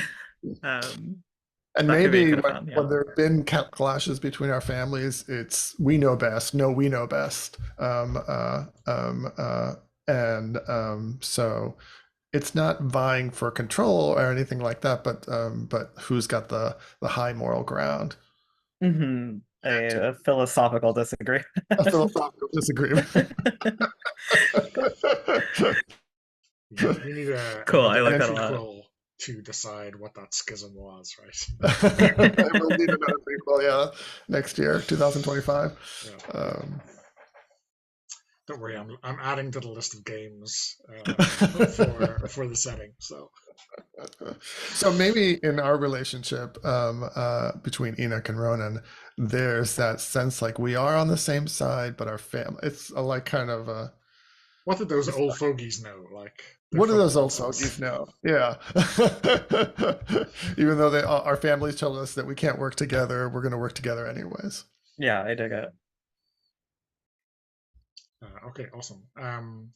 While we're here, maybe we can start with the beliefs. I guess one of them is about the kind of supernatural, um, or the world itself, and then another is about the pact or another hunter. So, Jose, do you? I guess do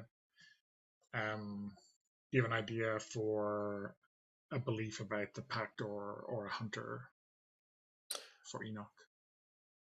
So a belief about the pact or another hunter. Let's see. I put one in for the world, which is Silent Falls is besieged by supernatural forces that all want to control its unique power. That's something he inherited from Ruthie. But I would love to have a belief about another hunter. Let's see, who would it be?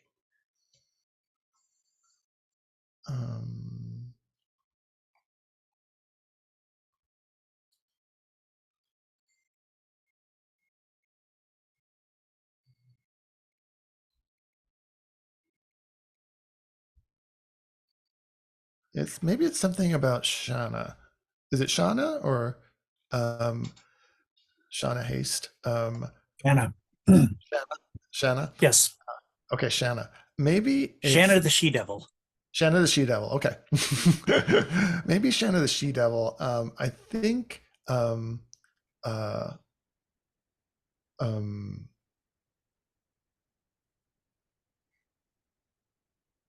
Enoch, because she came from out of town originally, right? And now she's local, and inherited the dripping dagger. Yep. And I think Enoch feels that she hasn't yet really integrated into the town and doesn't really have the town's best interests in mind, and he wants to try to connect her further to the town. Okay. Like impress upon her how serious this responsibility is. Yeah, that she's something about that sense of the weight of the responsibility, the Briarwood weight that's on his shoulders. He doesn't feel like she shares that, and I don't know how he's going to try to do that. But Well, I don't have an entire family coming down on me, so of course I don't share that. You just married into the family. I didn't even marry into the family. Somebody else. Someone in your family married into the family. Yeah. Yeah. Okay. Like you and I vaguely know each other if we've ever gone to a family reunion. Right. But it's like, oh, that's Enoch. And, now I moved into town. And of course, everybody in the family knows why, even if they don't say such things publicly. Yeah. And there's something about, oh, wait, I think there's something about that, Aunt Lorraine bequeathed the dripping dagger to you, that is part of this whole feeling like, well, if you run the dripping dagger, you have to be a pillar of this community. It can't just be a business for you. You consider the woman who was dealing drugs and moving into prostitution to be a pillar of the community? Oh, yes, she definitely was. Okay, so we don't exactly define what kind of pillar. Yeah, I mean, remember, beliefs do not have to be true or fair. They're just things Enoch just believes. Yeah. Hey, listen, all I'm saying is that if Aunt Lorraine was a pillar of the community with her drug dealing and, encouragement of sex work, I'm good.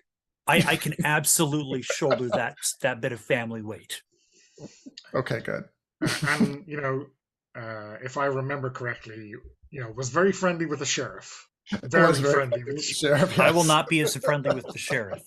I will be somewhat friendly with the sheriff in a completely close-on kind of way.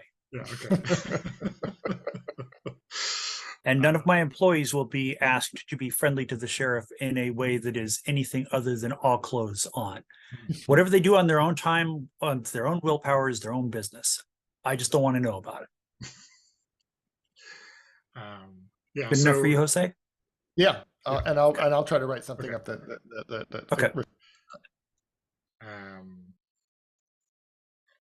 Puckett, do you have I guess now you've got two beliefs to fill in, one about the world or the supernatural and another about the pack or another hunter.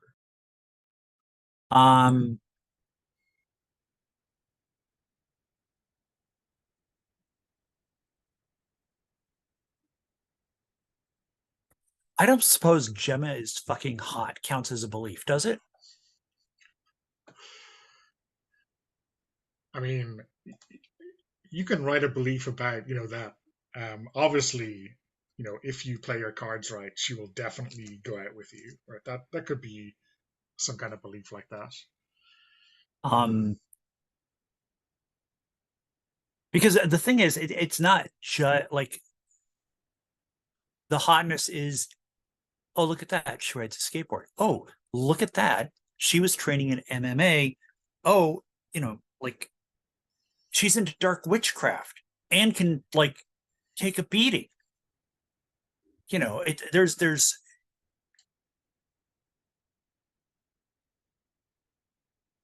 how can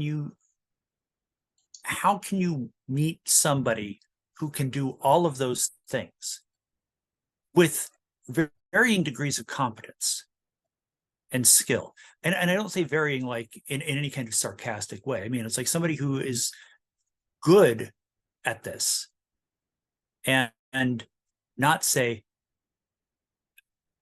I want to get me a piece of that. I mean, how do you do that?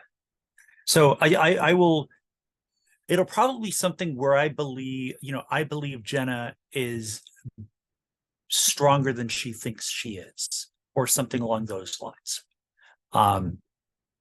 It's just going to be like this heartfelt word vomit of how attractive all these qualities are together in one person.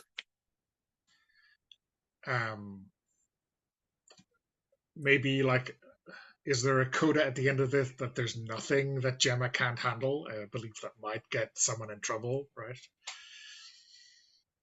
I believe Gemma can handle anything comes her way, including me. Okay. Anything about the world or the supernatural then?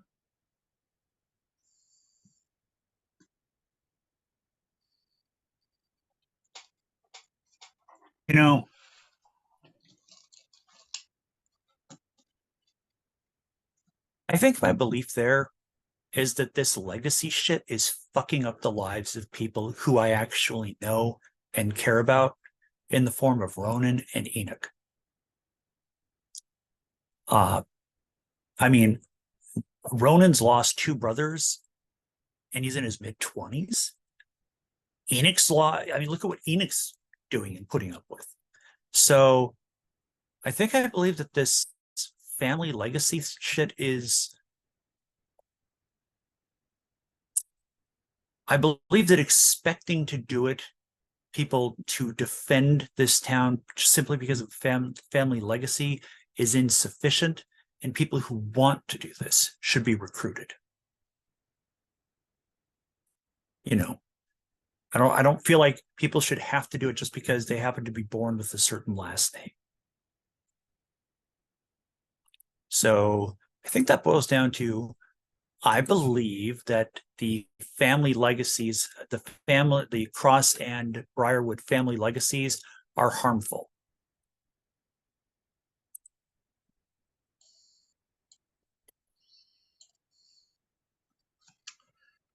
Awesome. I guess I need another or one NPC Briarwood just to shake that up, right? Okay, thanks. It'll be the ghost of Ruthie.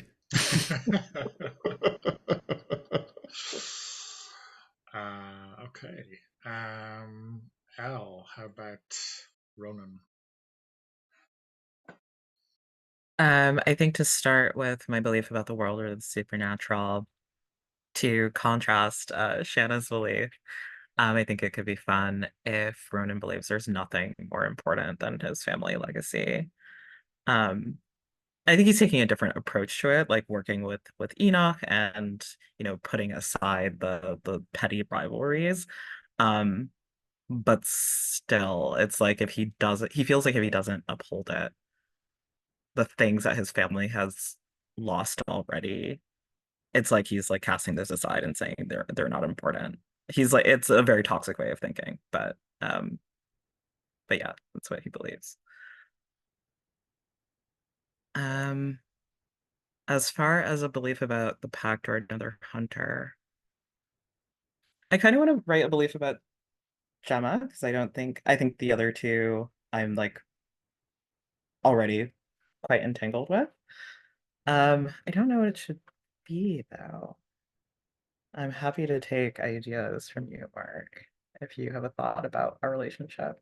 Yeah, I was looking down the at the same approach, actually. Um, I mean, something about Gemma's approach to the occult that doesn't sit well with Ronan, or does sit well. I don't know. Oh, interesting. Yeah, I think Ronan would sympathize with your desire to like bring your family back or whatever. But maybe your methods are very concerning to him. Um, so yeah, maybe it's like I have to protect Gemma from herself, something like that. Is that cool with you, Mark? cool. That's awesome. That's Great. fantastic.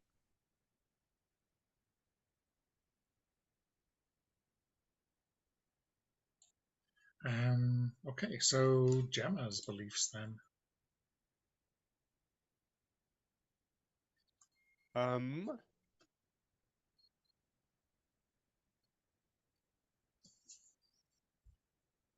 so the supernatural or world belief is she's a millennialist on account of the show, Millennium. Yeah. The millennium is coming, and with it the end days. So she really she has fixated on that. And unsurprisingly, that was a thing in the 90s. Not yes, no, millennium, yes. So we are Yes. hoping to wrap up by season 2 and never mention season 3 again. Exactly. um Beliefs. I I'm trying to think if there's a relationship I need to cover. I guess I don't really have what's my link with Enoch? Um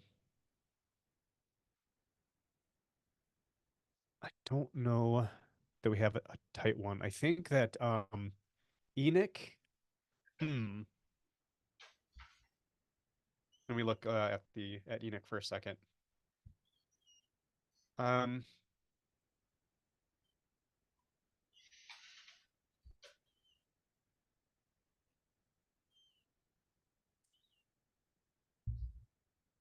So Enoch is Enoch a stoner as well?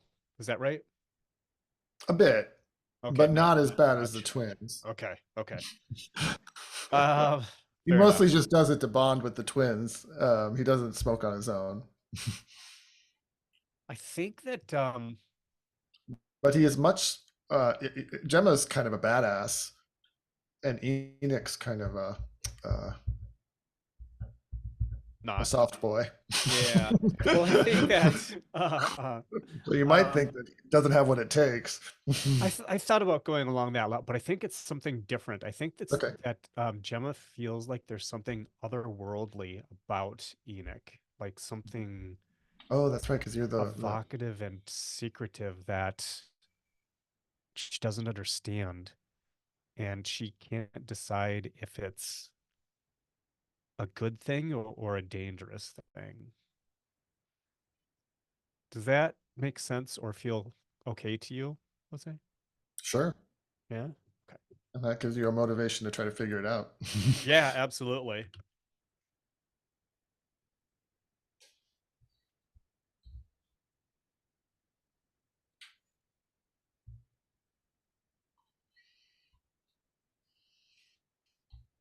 Donna? Good. Yeah. Sorry, I was flicking out there and shopping for NPC pictures. Yeah, Sorry. that's okay. I know the feeling. Yeah, this all sounds good to me.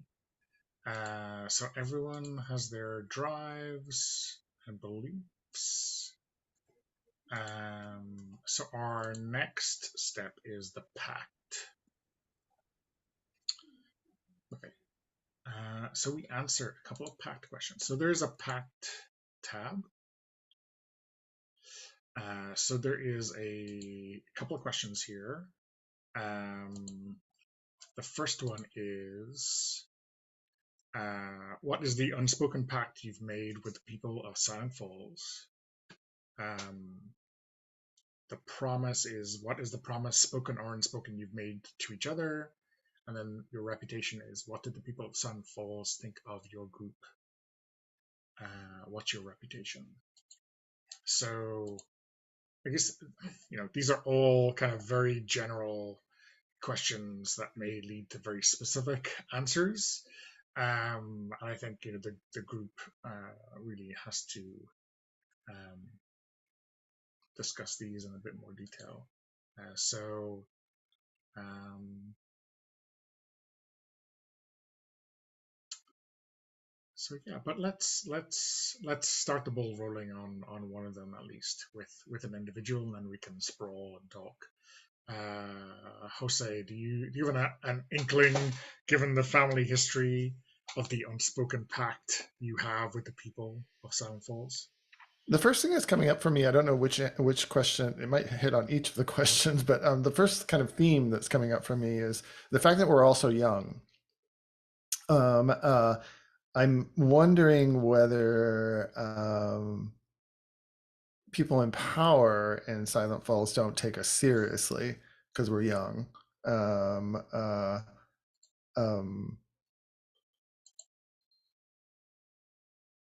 And let me see, what were the other questions? So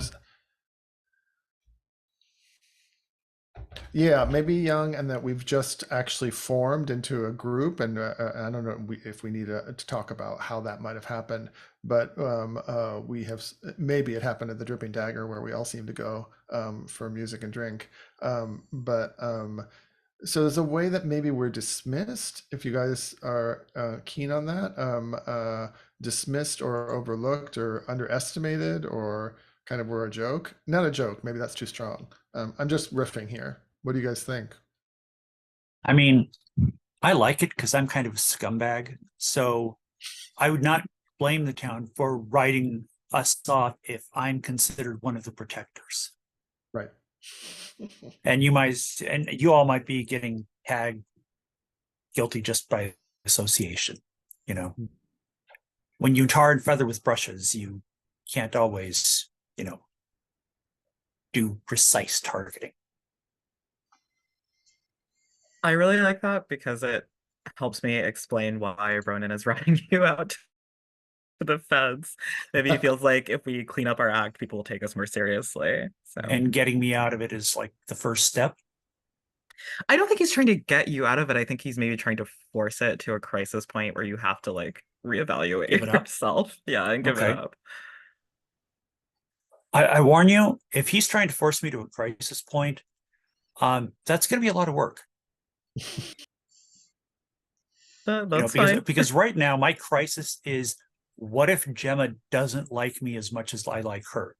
I mean, that is way more important, to be fair. Yeah, the feds come second to that. But yeah, and just so you know, just to be absolutely clear, I'm totally 100% here for that kind of vaguely PvP-ish aspect of it. So go hard. Don't feel bad about it.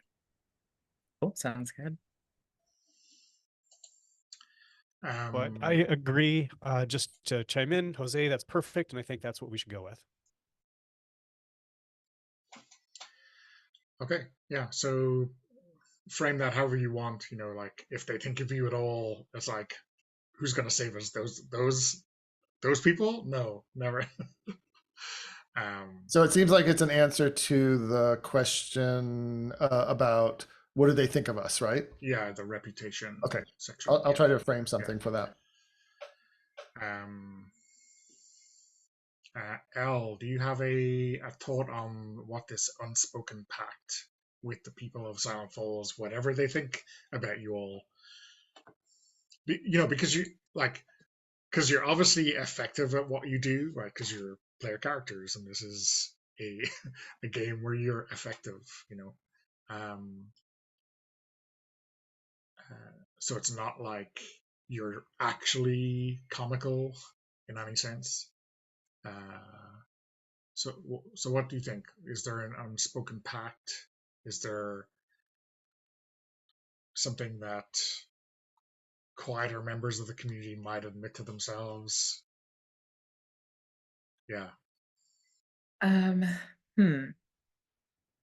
There's something percolating in my brain, but I don't know exactly how to phrase it. I guess springboarding off of like what Mark had said at the very beginning of the session, where like he wants a lot of focus on the town and our connection to it, and sort of like we're locals, we're insiders to it all. And Jose's character has this it feels like there's some element of like being besieged from outside forces almost in the Briarwood sort of protective thing. So I wonder if it's something as simple as like we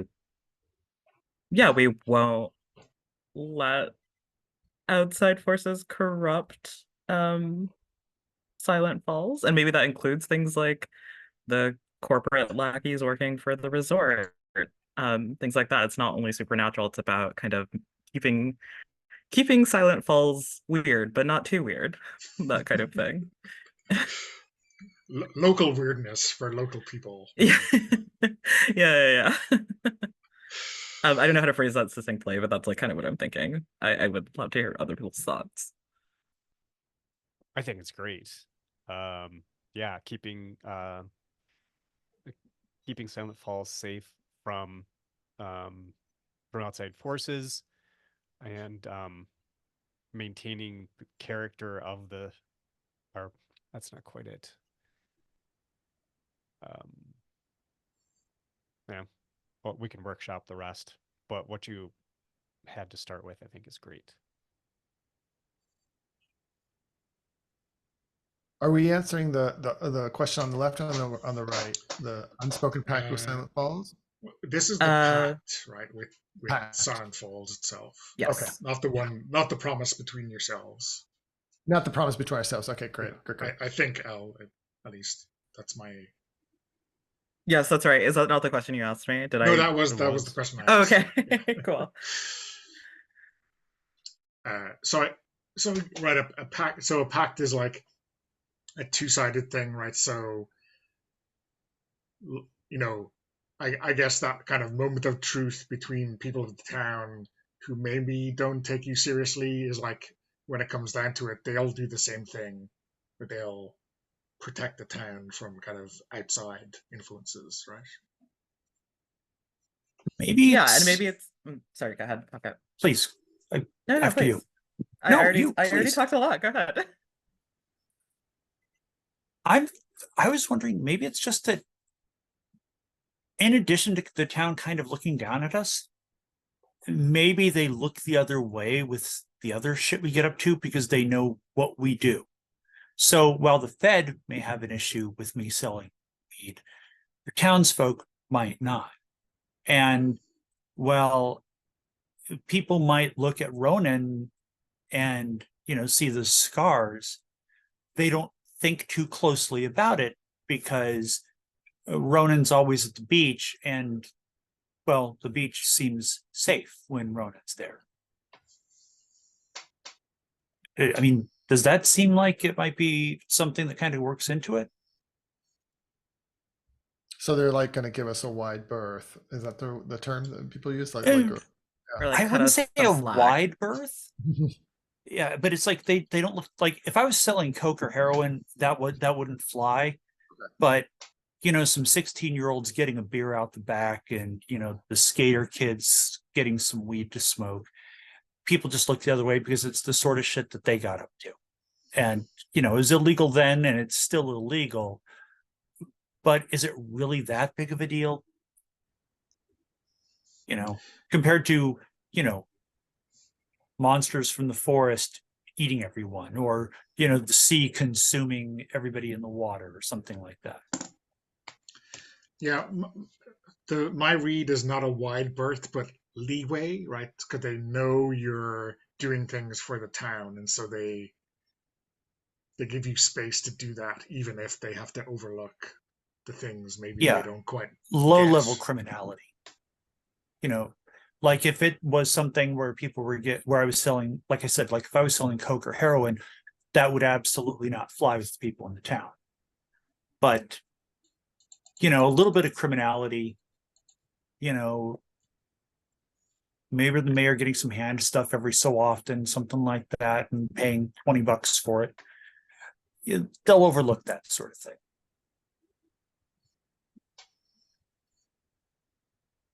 And I'm thinking about it from Shanna's perspective because I don't know what are Enoch and Ronan's vices, or the stuff that they get up to that maybe the town needs to overlook.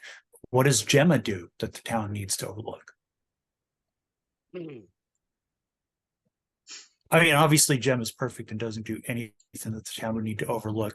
But but if she wasn't perfect and the town did need to overlook something, what might that be? She may have beaten the hell out of someone, a little bit too far once in a while. Hey. Okay. So if someone can kind of wrangle that into a sentence or two, that would be great. How about the promise, spoken and unspoken, you've made to each other? Mark, do you have any thoughts on this? Yes. So, I was thinking maybe of making it interesting for Enoch and Ronan in saying that the pact comes first. We fight together, and I don't want to say die together. That's kind of morbid, but we fight and overcome together, which I think puts definitely Ronan at odds with that pact, though. So that promise rather, because Ronan's one of Ronan's beliefs is family comes first, I think. Yeah, his like responsibilities to his Yeah. family, their legacy. Yeah. So we can riff on this too. Riff.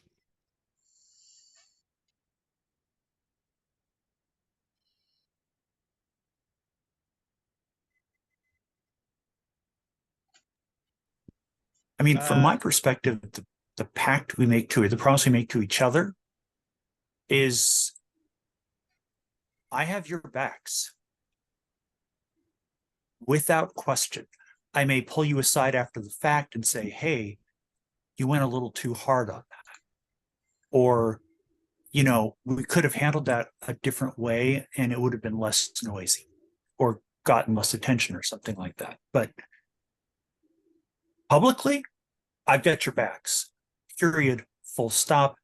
I'm not going to argue over how you're doing something publicly.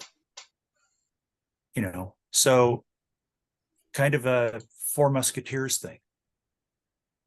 It's us against the world. Pretty much literally. The world outside of us. And maybe I make that. I think I would actually tell people that directly because this is the closest thing to a family structure I felt. That having your backs is the way that I wish my family had my back.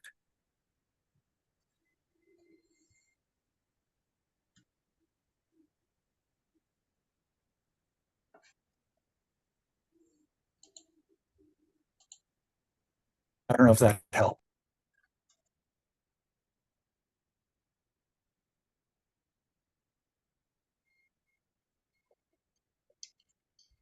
How does that sound to everyone else?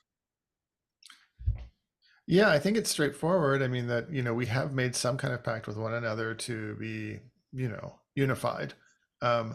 Even though we also have some other agendas, each of us, obviously, that have been outlined or kind of hinted at or delineated so far. So there might be conflict between those.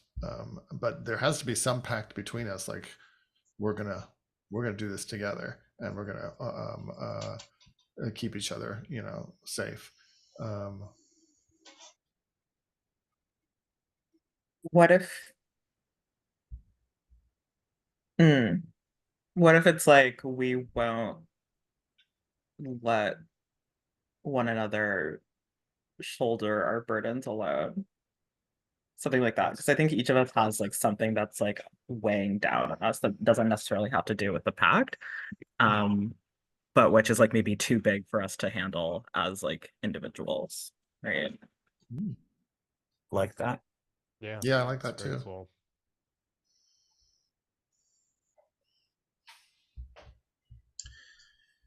Yeah.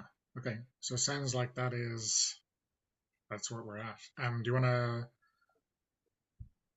type that in? And I'm looking at the clock, so we've run up against our timeline. You have a few things to do, but they are mostly straightforward. So I wonder, maybe I'll send her an email listing what we'll do, so that you can mull it over in the week. I'm not giving homework or anything like this, but like you might have some thoughts in the meantime, and then we can smash it out next week before we jump into our first hunt, our first mystery. How's that Sounds good. sound? Mm-hmm. Yeah, it makes sense to have the dripping dagger as the base, I think. Did we establish last time there was that at some point that there was a secret I don't know, some kind of secret cellar or something underneath it? I can't remember. How long has Anyway. this bar been standing? Because if it goes back to Prohibition, I guarantee you there's a tunnel and a cellar and such. True. Right. Especially being close in the Northwest. Yeah. Okay, cool. Workshop the pacts promised to the town. Perfect. No, I think it's great. Okay. So I'll stop the recording